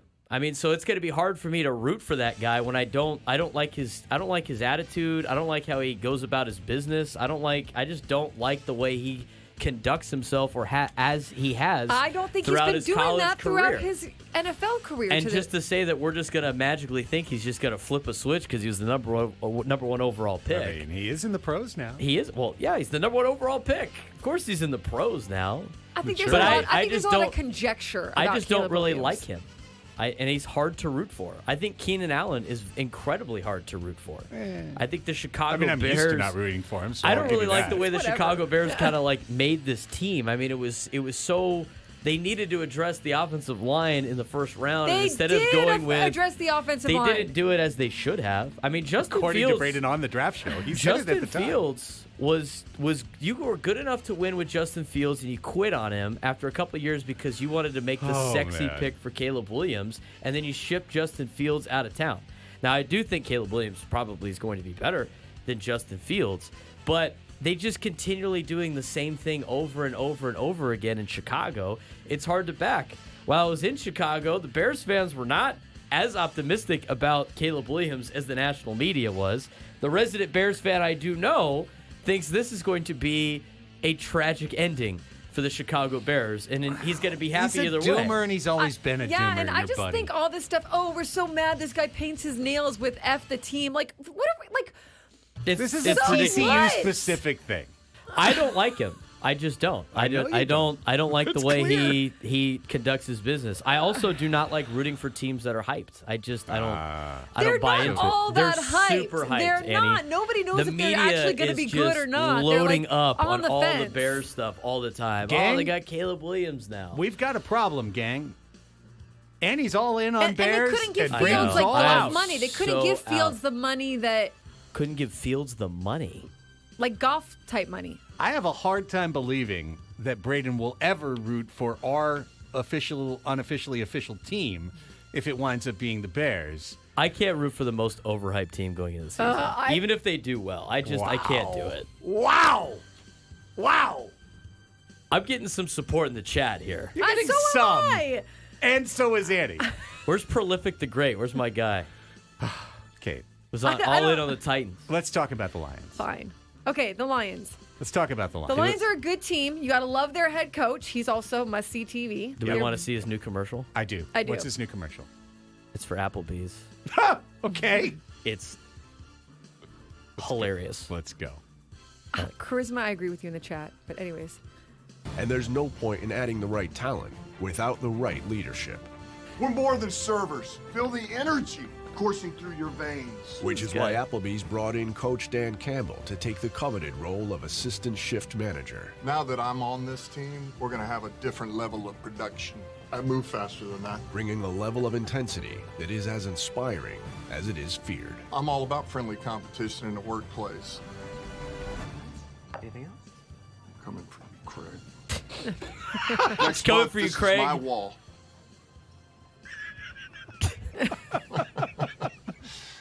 We're going to be working 7 days a week. But yeah, we're about to turn this thing up. And there's no point in adding Oh my gosh. He's good. He's entertaining. He's a former player. He understands what it's like. Players coach. They are very aggressive. They go for it on fourth down. Sometimes it does bite them in the butt. We saw that last year, but it is entertaining. Pumped life into the city of Detroit, okay? Like back to the Megatron days. Yep. He pumped life back into Detroit and made them excited about their football team, brought a buzz to the city. You got Goff. You've got a great St. Brown, their number one receiver. I think their cons, there's a lot of high expectations for them. So if they don't make it deep into the playoffs or even Super Bowl, are they kind of a bust? So you're jumping in on a high expectation year, but That's right. there's a little bit of excitement to They were that. big last year. The nature of the NFL, they were so good last year. They could just take that NFL step back and be 9-8 this year again.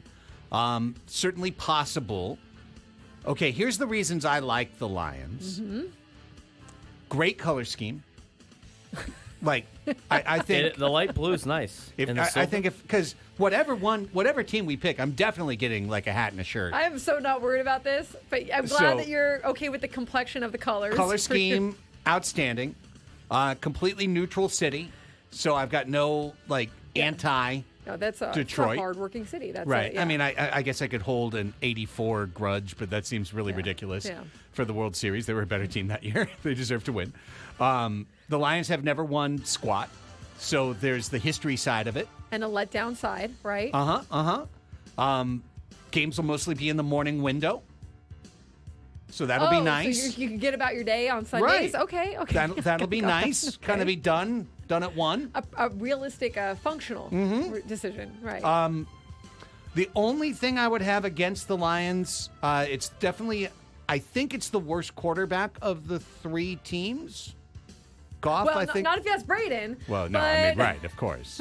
But I think Williams or Stroud, a little bit more Stroud's excitement. good. They got Yeah. the best of the line, though, so Jared Goff might actually make it to the season. Okay, I think it's a strong argument for Detroit. But now Okay. let's talk about the Texans. Texans coming off of their second season with their QB, CJ Stroud, who is very good, played above people's expectations. It's probably, possible really to see him build on that, right? They have Stephon Diggs. Now, Stephon Diggs also, as we've seen in the past, he can get a little squirrely if things don't go his way, yeah. if he doesn't get his targets. So that could also be a little entertaining. Who knows? We'll see. Second year with their head coach. He also did great. Him and Stroud have a good rapport.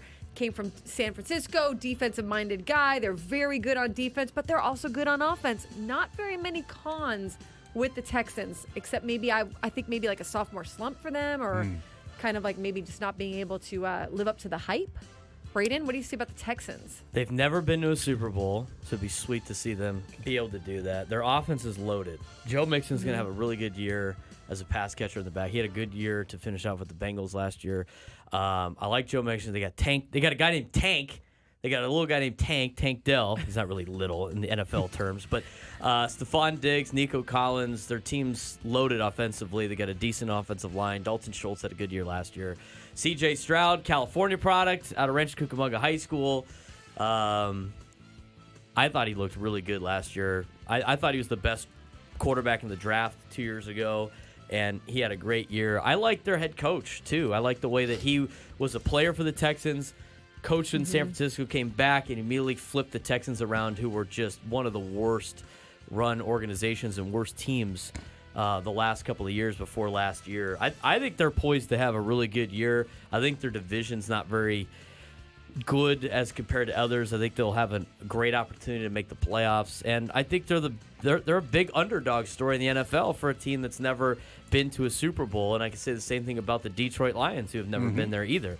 I don't really think a lot of people are talking about the Houston Texans, and they kind of flew under our radar throughout this entire process. So I don't mind the Houston Texans. Plus, there's an opportunity for them to go beat up on the Chargers maybe one time this year. Okay, well, I do like that. Pros for me, for Houston, young quarterback. Con for me, I don't think I've ever rooted for anything from the state of Texas in my life. Any team. Now, Braden went to school at TCU, so he's immune from this. So we respect your immunity in this regard. But the Texans just don't do a ton for me. I think they're gonna be good. They could be good. I come from an players. arrogant state. I can recognize an arrogant state in Texas. I back my arrogant state over their arrogant state. Remember, most of the arrogance in that state root for the Dallas Cowboys and not the that's Houston true. Texans. That's Travis true. The Houston Texans are the Padres of the Dallas Cowboys Chargers. Travis in the chat That's says, true. don't jump on the bandwagon for the Lions and Texans. Those wagons left the building already. This is my point. Bears are on the upswing. Plus, you can't root for our Texas team in Well, California. Travis, that's where I'm with you. That's where I'm with you is how can I root for a Texas team in California? I feel weird. I feel like I'm compromising my principle on some weird level. I do not feel that way about the Bears. So over here, this side of the room, I'd probably vote for the Lions Okay. as a compromise candidate, but I'm 100% okay to go with the Bears. I'd vote for the Lions. Braden's voting for the Lions. Well, where does that I actually leave really me? want to vote for the Texans, but that's say- not say going to win. Bears. I mean, the Texans Say are. Bears. I don't mind. I The wouldn't Texans mind got some having the swag. Texans. I like the or Texans. They do have some swag. They got some swag. Nobody talks about them. There's already the little brother in that state because everybody cares about the Cowboys over the Texans. I just Trying think to we're wow missing an people. opportunity with the Bears. I really do. The Bears. Stop Bears. I just don't understand this love affair with the Bears. I don't understand your don't non-love get it. affair I with the just Bears. don't get it. I don't either. I don't get it. I mean, out of all the teams, you've been on the Bears the entire time. I and know. I And don't I respect understand. the passion. That's right. I respect don't the fact that understand. she's For been- someone who doesn't have any Right. T-shirts or hats that has any It makes no sense. Bears paraphernalia on it. I mean, I could wear a Bears hat. I'd feel better wearing a Lions hat, I think. No, Lions are the gritty team. They're like, Yeah. Detroit. Houston's kind of think about your personal color schemes. How would that blue work for you? I mean, I'd be great with any of the colors. So Yeah, I mean, you right? I know, but you've got some ones you pick: the greens, the pinks. what is Houston again? They're just every, kind of like every other it's just like team red, in, white, in- and in blue, the United navy. States, red, white, and blue. Yeah. Oh, it's If I had to boring. pick just color schemes, it'd be the Lions. The light blue is nice. I miss the light blue since we don't have that anymore. How are we going to solve this? Well, this is a great question because Adam brings up a good point. Like, if we just bully balled it and said, well, the two hosts whose names are on the show both pick Bears, so it's Bears, then the funny thing would be that Braden would be mad every week. Yes. And What so if they lose every week? Well, then you'd be happy. No, I just wouldn't care because it'd be like the Chargers. No, It'd just Brandon be would be another like team. this. I told you guys. I told you guys. I told you guys. And I'm like, oh my God. We've got to take a time out. Oh, and yeah, we we're in haven't, trouble. We haven't resolved crap. No, we have so not. we're going to come back and not play the match game next. Houston, Texas. Well, we got to come back twice. So Well, let's just leave then, and then we'll be back later. Bye.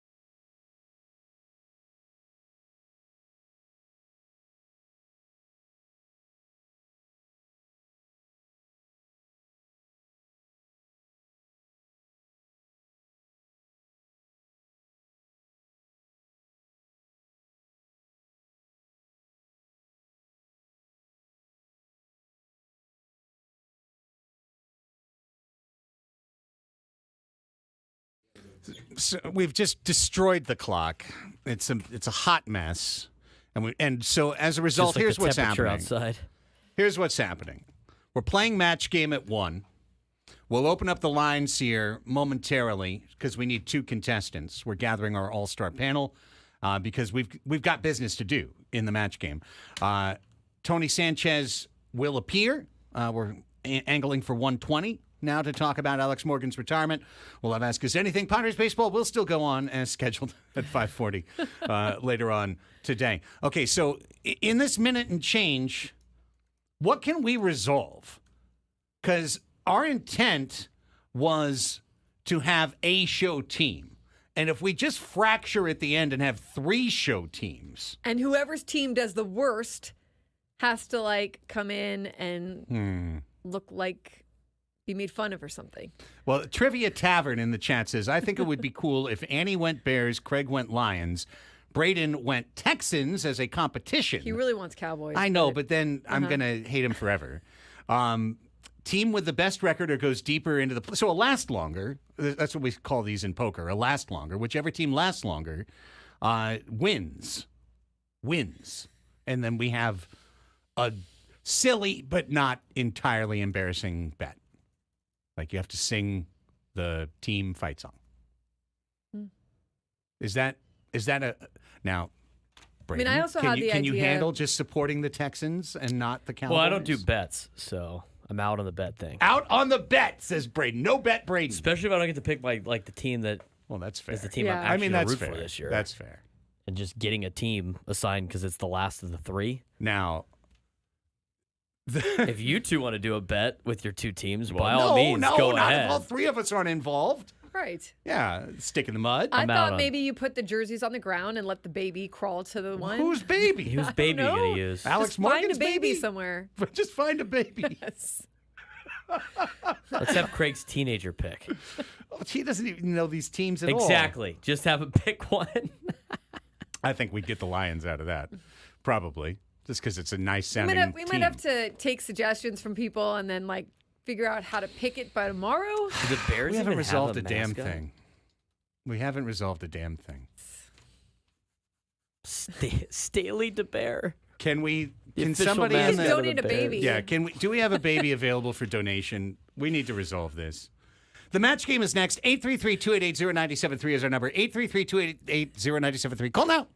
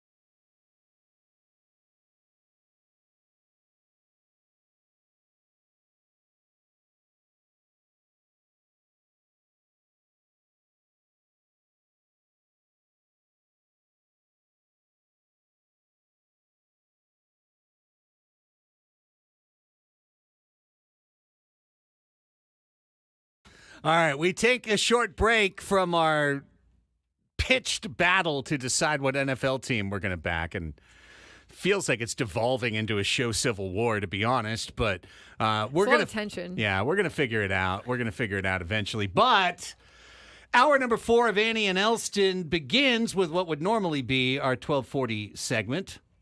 It's time to get ready to match the stars. Annie Heilbrunn. Hello. Adam Klug. On the Red Greg. Howdy. Those guys' mics aren't on. didn't And think Brayden it was.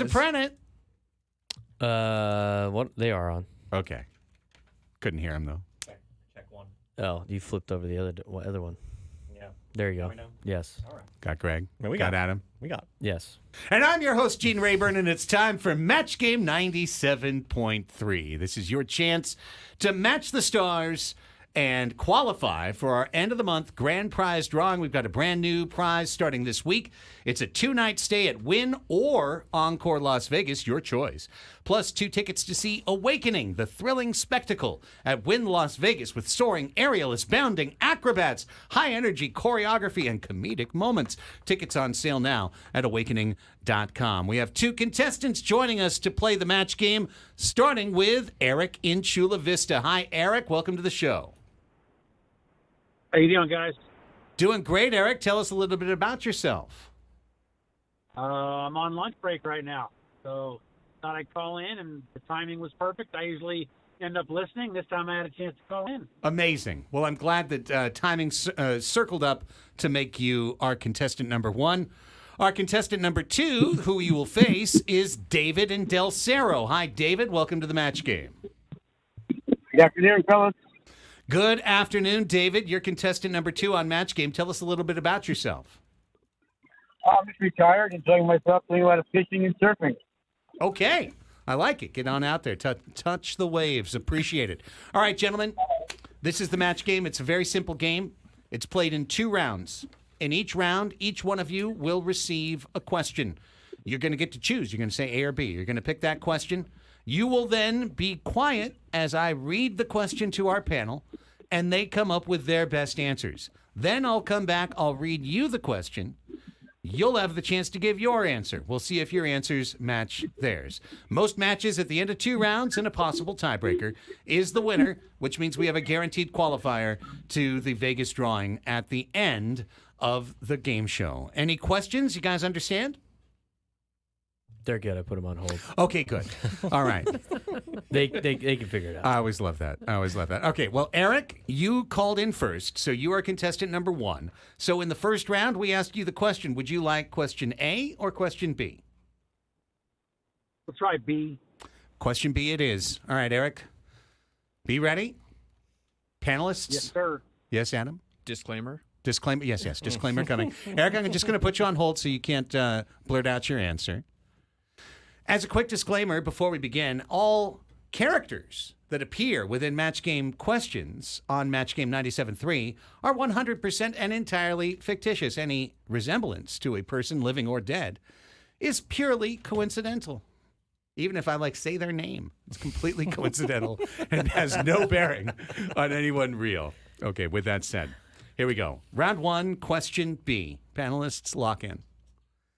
Sexy Nando lost his shirt last night.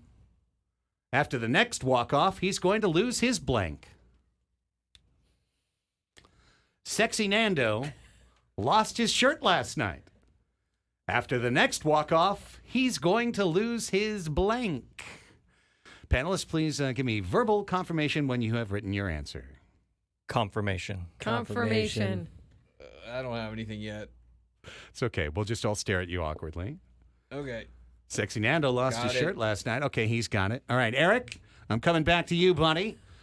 Your best answer, too. Sexy Nando lost his shirt last night, but after the next walk-off, he's going to lose his... Pants. Pants! Oh. 1 or 2, I think, excellent answers here. We're looking for don't know. pants. Annie? Pants. Pants is an answer. It's a pants There's party. one. All right, Adam. Or no I, pants. I party. made up a word. Pause. Singleness. Singlehood, singleness, something like that. Okay, it made me laugh. On the red, Greg. I said braids. Yeah, okay, Yeah. all right. Lost his braids. I like the variety. Yeah. And Braden? Shirt without an R. He's going to lose his S. One answer, one match, Eric. Good job. You got a match in the first round. And the score is 1-0. David, I'm going to keep you on hold right now, but now it is your turn to be listening, so think of your best answer to this. Round 1, question A. Panelists, lock in. It's so hot out in East County today. How hot is it? Is it? It's so hot. In Lakeside, the chickens are laying blanks. What? It's so hot in East County today that in Lakeside, the chickens are laying blanks. Got it. All right, yeah, think about it. We got heat. What do chickens normally do? Well, the They heat kinda makes it peck different than around. what they normally do. Well, right. right? So then what would maybe happen to the I think the chat's on my vibe there for sure. Verbal confirmation from the panelists, please. Let me just say that the judge is going to be crucial on this one. I didn't Okay, have fair that. I have a different version. I don't know what I'm talking about. Everyone's ready though? Yeah, we're ready. Yeah. Okay, Okay. you're all Locked ready. in. Okay. David, we are back to you, my friend. Here we go. It's so hot out in East County today. How hot is it? It's so hot that in Lakeside, the chickens are laying Friday. Fridays. That is a really good answer. I had planets. I'm not sure. Oh. I'm not sure why. Planet. Planets. Planets. She said planet. Planets. Planets. Adam? Planet. Here's where I said the judging was going to come into play. I just wrote eggs. Eggs. And he said Fried eggs. fried eggs. So I think it's a tough one. I think we need some version of the egg. Yeah, I think a version like Friday. That's a match. Hold on. How did Greg No, spell no, no, fried? no, don't look at it. Don't look at it. He spelled it F-R-Y-E-D. Yeah, that's fine. That's fine. It still counts. I was going to spell it It's radio. Fridays. Spelling doesn't matter. That's Braden. right. He did it in a cool way. He How do you spelled it think? cool. I was trying to be hip. That's right, Adam. You could Come have on, done it man. with 3 Z's for the eggs. That's too. the Fried coolest egg. way. There's a reason I'm working with you guys and not in a hospital somewhere. There you go. I put fried egg spelled Holy correctly. Oh. That's 2 matches for David. David is ahead of Eric 2-1. Okay. David, stay right there because you are contestant 2. So in round 2, you get the choice. 2-1 after the first round. David leading Eric. In round 2, David, would you like question A or question B?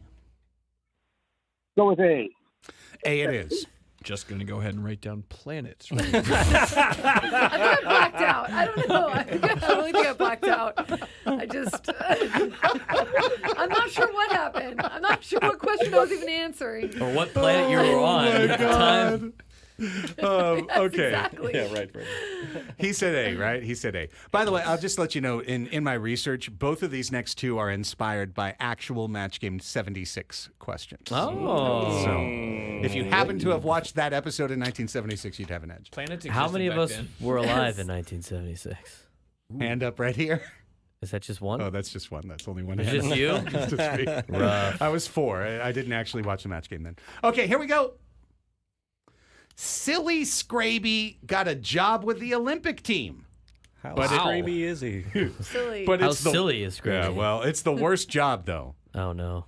He has to catch the blanks.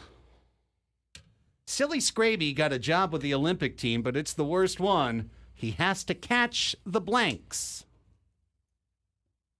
We're thinking about sports. We're thinking about what things people would throw that could be caught. Well, I'll put something down that Scrappy catches on a daily basis. Oh, That's why he's on the Olympic team for it. Verbal confirmation of everybody Got that it. you have an answer? Went verbal. simple here, yes. Okay. Got it. All right. We're back to David and Del Cerro. David, Silly Scraby got a job with the Olympic team, but it's the worst one. He has to catch the...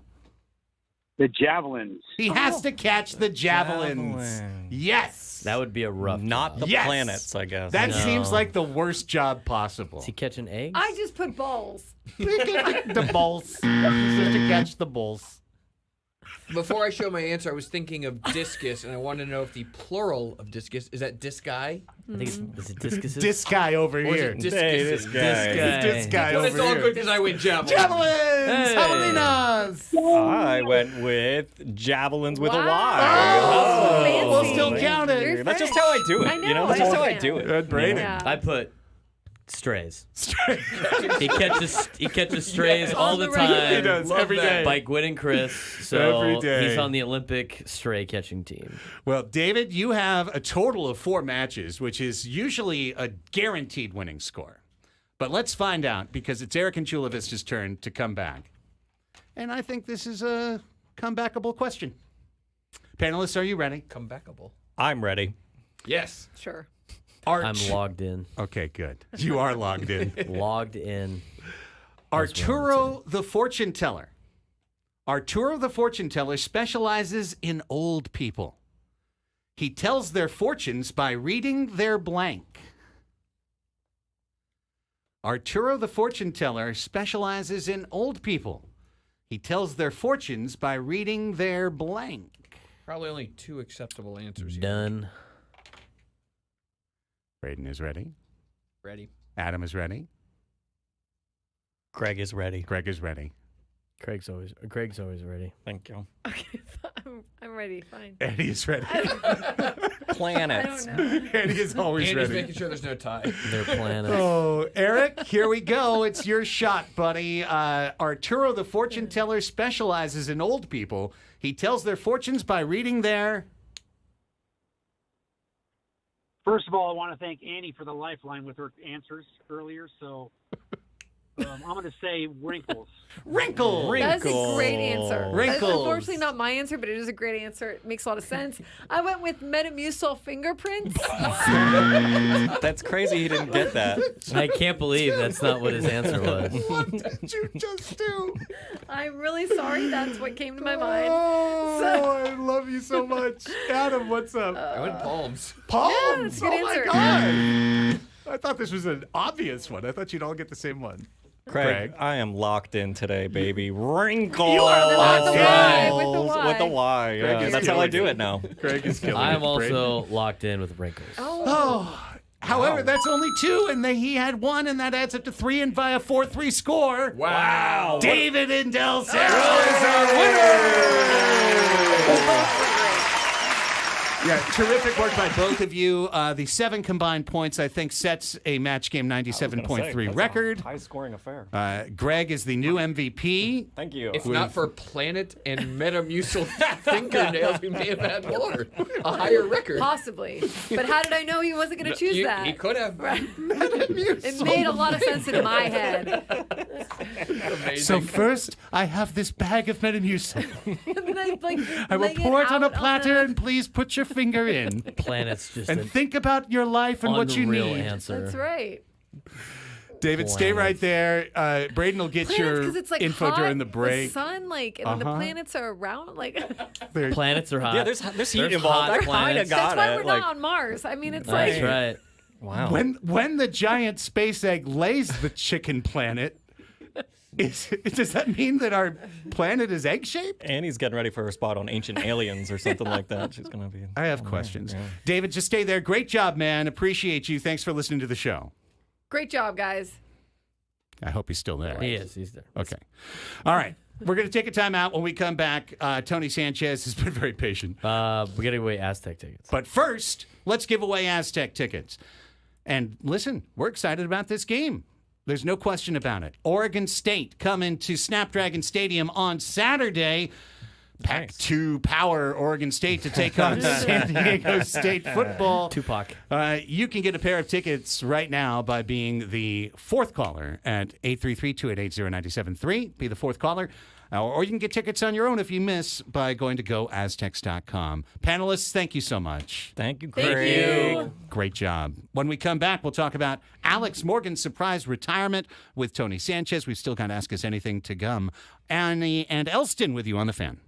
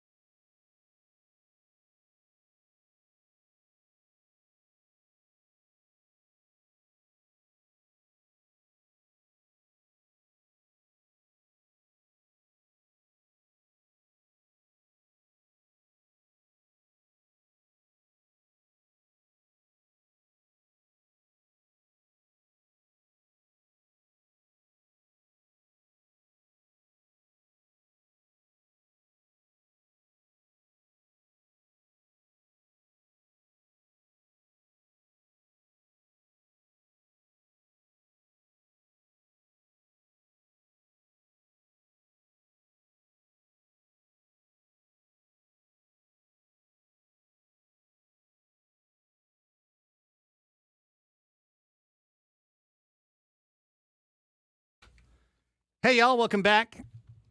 Just a wild hour or so of Andy and Elsten here.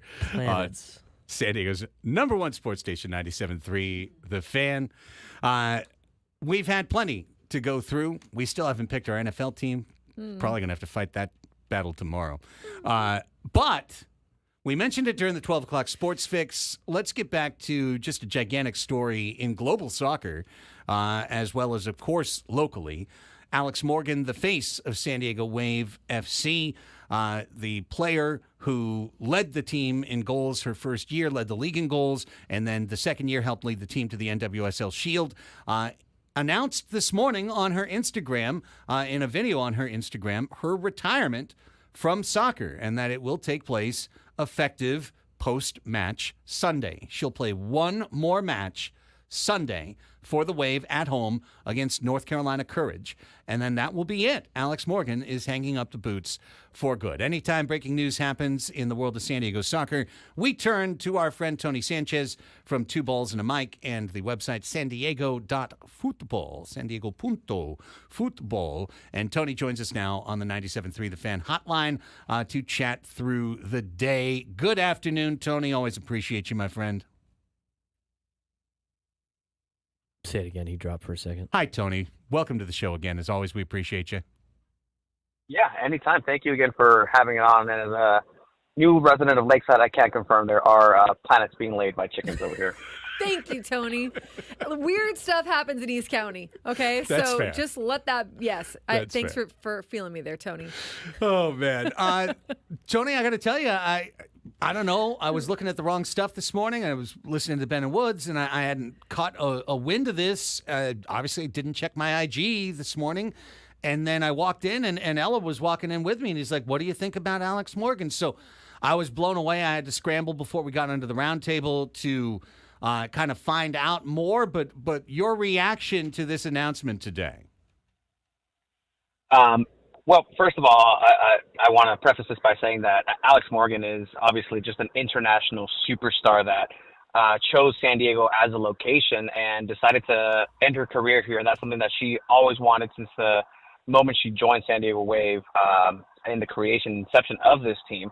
But this news is definitely something that comes at a surprise for many. But looking at the trajectory of this last year and her on-play contributions in terms of goals and assists, one can potentially start throwing that out there, but it's a little different in the women's game where the longevity of players seems to be much less set, where a player like Marta from Brazil had a second resurgence when she was very well into quote-unquote retirement age. But this overall did shake the women's soccer world, just the soccer world in general. Alex Morgan being one of the most important players and figures in world and global soccer. It's incredible, the response. Right now, in the last 3 hours, Snapdragon and San Diego Wave have sold 6,000 tickets and have sold the lower bowl. So those tickets are actually going quick. The Alex Morgan effect is in full swing. What has she meant, Tony, to the Wave, to this community, to women's soccer, and how do you think that's going to go for her on Sunday when it kind of hits her, right, when she's leaving the field for the last time?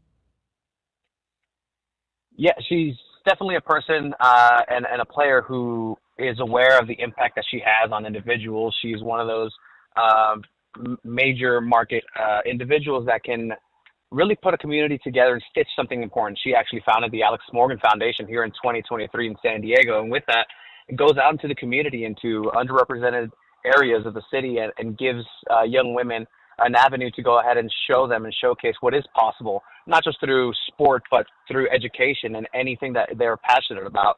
That's one thing that struck me when I first interviewed Alex Morgan back in the press reveal event for San Diego Wave. Was he was very much a proponent of women and just young people in general being good at what they are passionate about. It doesn't have to be soccer. It doesn't have to be anything that's specifically athletics, but that can definitely help into other career paths. And just to have that same passion meant a lot for her. So San Diego is definitely better by having Alex Morgan here for the last couple of years.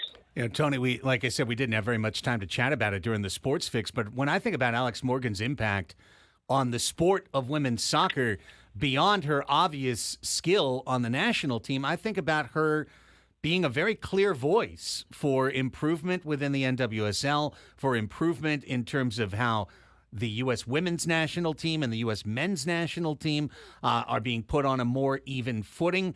She has always been a huge advocate for player safety, for player health, and I feel like in that sense, the sport is losing a huge voice beyond a huge player. Absolutely. She definitely changed the landscape of what is possible in soccer and really united not just the United States, but just other people to realize that this is something that is very much possible to have such a tantamount effect on the sport. You don't have athletes in that level that really bridge that gap. We think of somebody like Landon Donovan, but Landon Donovan himself is humbled at times by Alex Morgan's reach, skill, and ultimately what she did for the United States. In her 224 games, she scored 123 goals. The U.S. women's national team never lost a game when Alex Morgan scored, which is an incredible stat. Where does this leave, Tony? Where does this leave the Wave, which has had Great question. their best season, right? And how do you think her teammates also will react to this? Well, this is going to be another one of those big landmark moments of the season in general, with the departure of Casey Stoney, with the interim head coach of Landon Donovan, and just overall on and off the field issues plaguing the Wave. This is just another wrinkle in that situation. But ultimately, this is going to be something that is going to unite the team because everybody looks to Alex Morgan as that leader. This season, she hasn't had as many goals as she's used to, but what we've heard from Landon Donovan, from Paul Buckle, and Casey Stoney, the three managers this season, is that her impact isn't measured in goals this season. It's measured in the intangibles, in getting double pressed, double covered, because just the name and the presence of Alex Morgan really meant something to the opposing teams. And that attention to detail lets other players shine. Overall, they've lost this season Abby Dahlkemper, now Alex Morgan. They reported to have lost Sophia Jakobsson back to Europe. And it's these important Team One players that are starting to go on their paths in the separate ways. And it's going to give way to a new generation of San Diego Wave players, spearheaded by the one and only Naomi Girma. Yeah, Tony, that transition is real. And does it feel like maybe the fact this is a broadly speculative question that I would only ask on a radio show, so I apologize. But last year, NWSL Shield team plus those core players you're talking about beginning their age-related decline. Was the fact that the club won a Shield maybe something that winds up being an impediment in terms, or maybe just the star stature of these players, Dahlkemper, Morgan? It's very hard to move on, Jakobsson, from players like this, but I think all three would admit in moments of clarity that they have not given the Wave what they're being contracted to give the Wave this year. Absolutely, and you can definitely see the talent that San Diego Wave has amassed, but unfortunately it's not just the age-related gap in terms of on-field production that's affecting Wave, but just overall injuries have also been plaguing this team, where there wasn't a moment in time where you saw the best that this one collective of a group of players was really capable of, because you would have players over in the Olympics, you would have injuries that would be picked up. But ultimately, I think this is an opportunity to really highlight the talent that Wave does have. They have a great core of players that are coming in. We saw an injection of absolute world-class play with Cascarino, the French national, who's coming in. There's still actually her best friend who's coming in, is also a French national, and she's going to add something to this team that we haven't seen in a while. And you already have the establishment of Maria Sanchez. You have Melanie Barcenas getting more minutes and being excellent in goal. What can we say about Kaylin Sheridan? If you want to watch the best goalkeeper in the world, go watch Kaylin Sheridan live. Tony, but just a couple things before we let you go. But talking about the Wave, they have 8 matches remaining. I always appreciate, for example, Tom Krasovic's coverage in the Union Tribune. But his latest after the draw was, well, they drew, but they're probably going to make the playoffs. And I think that there's a lot of talent on this Wave side, Tony, but they have 8 matches left. There's 6 points out of a playoff spot. I feel like it's panic time now. If you're a Wave fan, there's never been panic time in Wave fan history, but I feel like it really is. And the thing that I think has been under-discussed about this year's team, but that I see from my position every home match, is speed. I just don't think that the Wave have had the team speed to keep up with several of the opponents that they faced down the stretch. And you can also chalk that up to the lack of attacking production with this team, because they do have that set mindset of how to play and how to create plays, but they create, and in soccer sometimes we say they did the hardest thing possible to get in front of goal, but they didn't do the easiest thing in just putting it into the net. And that's been the story this season, where we've seen different iterations and different looks and play styles from San Diego Wave, but ultimately it's that speed aspect that it's either left in the midfield and is not being utilized for somebody in the middle to just tap it in. But ultimately as well, this is going to be another challenge with Landon Donovan, who's trying to input his San Diego Loyal play style into a middle of the season, late in the season, as you mentioned, 8 games. It does not seem likely, but what I will say is what I've seen at training from these players is that there is another intensity. There is another gear that they've reached since Landon Donovan has come into this team.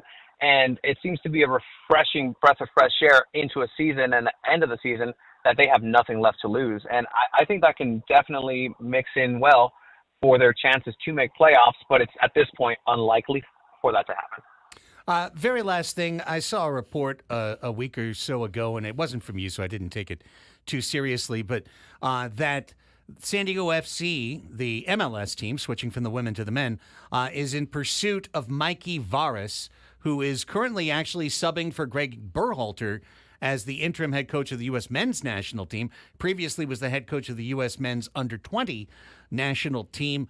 Do you think there's any steam behind this? From our sources that were given to San Diego Punto Futbol, they actually confirmed that Mikey Varas was going to be, in fact, named the first San Diego FC head coach. This will be done in a press conference. It's looking like September 17th from Snapdragon Stadium. Okay. And that's something that we have reported earlier on the San Diego Futbol's timelines. And in that, that's something that is going to be a fit in terms of what San Diego FC is trying to build here. But we're going to go ahead and potentially see a little smidge of a play style and coaching style from Mikey Varas as he is these next 2 games. And from all the reports that we've been seeing, it's Mauricio Pochettino, who's being lined up for that takeover after the 2 friendlies against Canada and New Zealand. Okay, so you're on board, Varas, and it's going to be September 16th. I missed it, Tony. I feel so bad, but once you tell me it's true, then I believe it. So there we go. All right. San Diego Punto Football. You guys got to follow San Diego Punto Football if you want to be on top of everything that's going on with San Diego soccer and San Diego sports in the soccer world. Tell everyone how that they can be more enlightened than me next time, Tony. Absolutely. You can go ahead and follow on all social media at San Diego Futbol. That's the name of the website, sandiego.futbol, Futbol. And you go ahead and check out our YouTube live on Mondays at 8 p.m. for all of our shows. 240 weeks in a row with a soccer show here in San Diego, dedicated to soccer in San Diego. 240 weeks in a row. These guys don't take a day off. It's amazing. Tony, appreciate you, man. Next time we'll break the glass and we'll bring you on in. Thanks, Tony. Appreciate it. Thank you. Always there when needed. Tony Sanchez. Yeah, good stuff. I mean, it's obviously a big story and great to hear his perspective. And I see a comment in the chat that the conversation about Alex Morgan's retirement should include the fact that she's pregnant. And we mentioned it, but maybe we need to say that, express that a little bit more, that Alex Morgan did mention that was part of her decision, or at least she mentioned it along with her decision. Right. So you got to think that played a little bit of a part maybe in the timing of this. Yeah.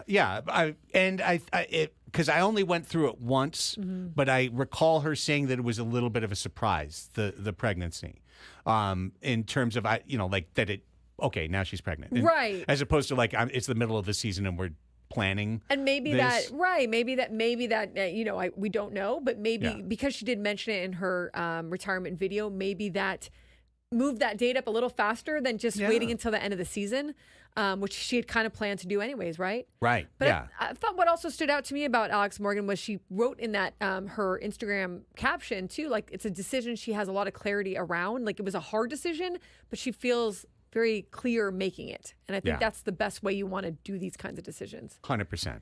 I mean, it really brings a lot of peace of mind, I think, to a lot to me, to a lot of Wave fans, because it's just been such a tough year for Alex. And there was kind of, I think, I don't know if fear is the right word, but certainly there had been at matches some like, well, what's going to happen? You know, that kind of talk. Like, well, what's going to happen? What's going to happen next year? Is this going to continue? What's going to go on? So I think it's great that we're reaching a point of resolution. And Tony mentioned that he was kind of saying like sometimes there's an unretirement, right?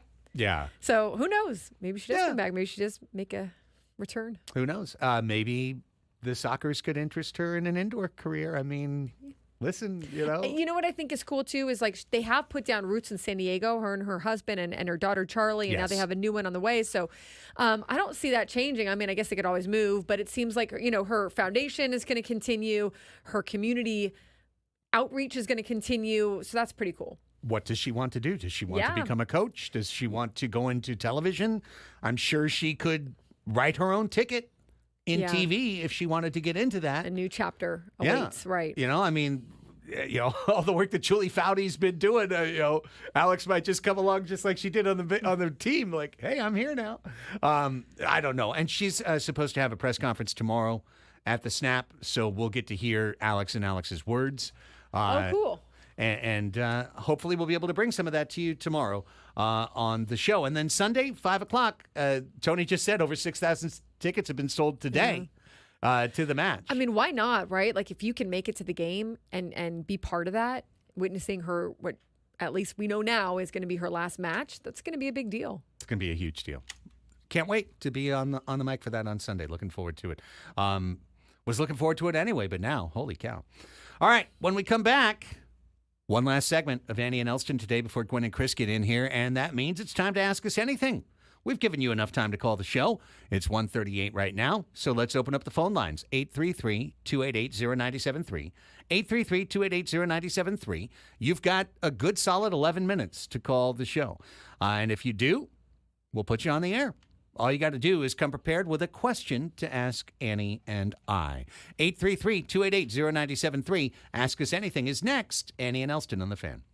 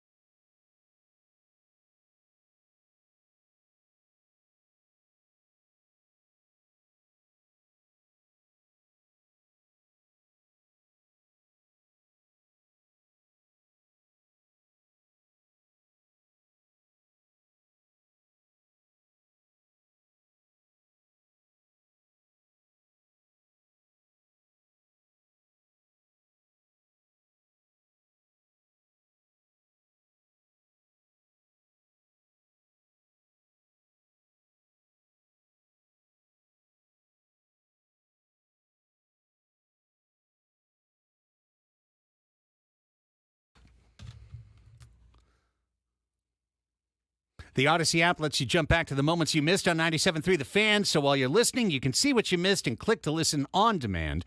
If you missed a guest feature or some crazy thing that happened, we got you covered. If you missed Match Game, we got you covered. Download the free Odyssey app. 97.3 The Fan and tap earlier today to get started.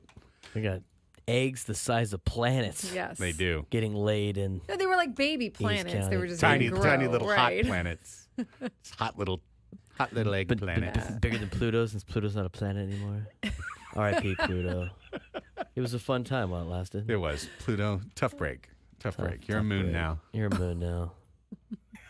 Sorry about it. Got the call from the Turk. Sorry, not sorry. If your phone rings before 6, you're dead. Phone lines are open if you'd like to call the show, 833-288-0973. If you do, we'll put you up on Ask Us Anything, and you can ask us anything. In the remaining minutes that we do have, like, what are we going to do with our NFL team situation? I came up with this new proposal. Since I think we should throw out all of our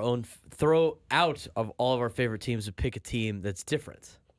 Since Annie's favorite team is obviously the Bears. It's not even that they're my and favorite team. It's just the team I've hitched my wagon And mine to. is the Cowboys. Let Annie root for the Bears. I can root for the Cowboys. And then we can have a team that's different than all of our individual ones.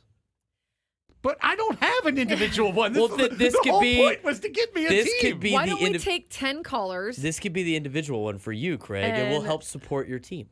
They tell us like their vote. What if I picked Annie's team and it was just the two of us around the Bears? Well, then you guys would be Bears fans. And then you'll hate the Bears every week. I don't know if I'd hate the Bears every week. Hate Caleb.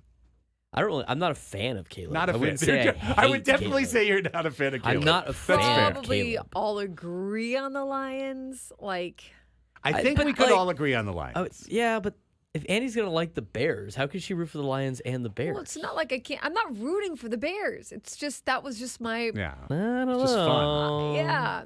It's Somebody really liked Hard Knocks this season. but Somebody who's dialed the in. great thing about it is, no matter Anytime- what anytime team Leaves- we pick, Anytime Leave Schroeder speaks, Annie's like, I'm dialed into this team. no matter what dialed. team we pick, we can always, we have a Right. 4-hour show every day. We Right. Can't wait for next year's team. I can't The wait next, for- the next Hard Knocks. What about the Giants? They were on off-season Hard Knocks. I would like to argue that the Lions are a consensus candidate that we can all rally behind. And just like in many primaries where maybe it wasn't your first choice, but it was your strong second choice, so you're okay, I think that all of us... I don't actually have a strong choice here. It's just I'm not. You just have a strong no choice. I was out on the Bears You were out on the Bears. from the get-go. You were. And by the way, the consistency is admirable. Annie's been in on Bears the whole time. Braden's been out equally the whole time. I've been like, oh, it's pretty cool to me. It's fun to me.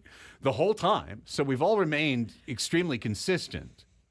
But I don't like the idea that we get to the end and then we just all take our individual footballs and go I don't home. like that either. No. I don't like that one. Otherwise, we just wasted 2 weeks. Right. So if we agree that the Texans live in Texas and that the Bears are polarizing, even though I'd be right there with you, and the two of us can still put on our Bears hat, unless they're playing the Lions, our beloved Lions. I In think which you case should. we have to tell I think them you to should dress like the F off. super fans from Saturday Night Live. I'll look like Mike The Ditka Bears. one day. Right, yeah. Annie with Get the our fake Ditka mustache, sweater. have the aviators on. Get our Ditka sweater. Yeah, wear the Ditka sweater. So I I'd don't be think in the on Bears. that. If you guys did that, I would support you. Okay, I don't think the Bears will be far from our attention based on the nature of Certainly these 2 not. weeks. I can always bring them to attention, as can Braden if they do something wrong. Right. I'm not going to do that. But the Lions can just be our team that's our officially, unofficially official team, and then we've got our team, and then we understood the assignment and we solved it. Plus, then we'd have 2 weeks of just utter chaos when they play the Bears. Yes. Now, And the I one am week they play not the Cowboys. anti. I could do the Texans, but are you out on the Texans? I like the Texans. You got good I'm barbecue. more in I mean, I don't on like the the city Lions of than I am Houston. on the. Yeah, I've never been to Houston. Don't ever go. Have you ever been to Cancun? No. Have you ever been to a tropical place where it's like humid? It's so humid that you open the doors and your mirrors get fogged up? Yeah. That's Houston, but without a beach. Yeah. So it sucks. Jeffrey says, I'm glad if you pick the Lions and the Bears because that indicates me that you don't genuinely care. I'm all for not genuinely caring. It's pretty much. It's true. It's true. You could tell that we don't care because Fair. we spent 2 weeks on this. Very, Just, very, very, very fair. No, we're not going to use a randomizer or spin a wheel because then... That defeats the point. Exactly. Sometimes... It wasn't the results at the end. It was the friends sometimes we you got to made along lock the the door way. until you come up with a decision, you know? 12 Angry Men. And we're like in the jury right now. We're- exactly. We're on the jury right now. And unfortunately, the judge is calling in 4 minutes, saying it's time to render the verdict in 4 minutes. I just feel like we can all...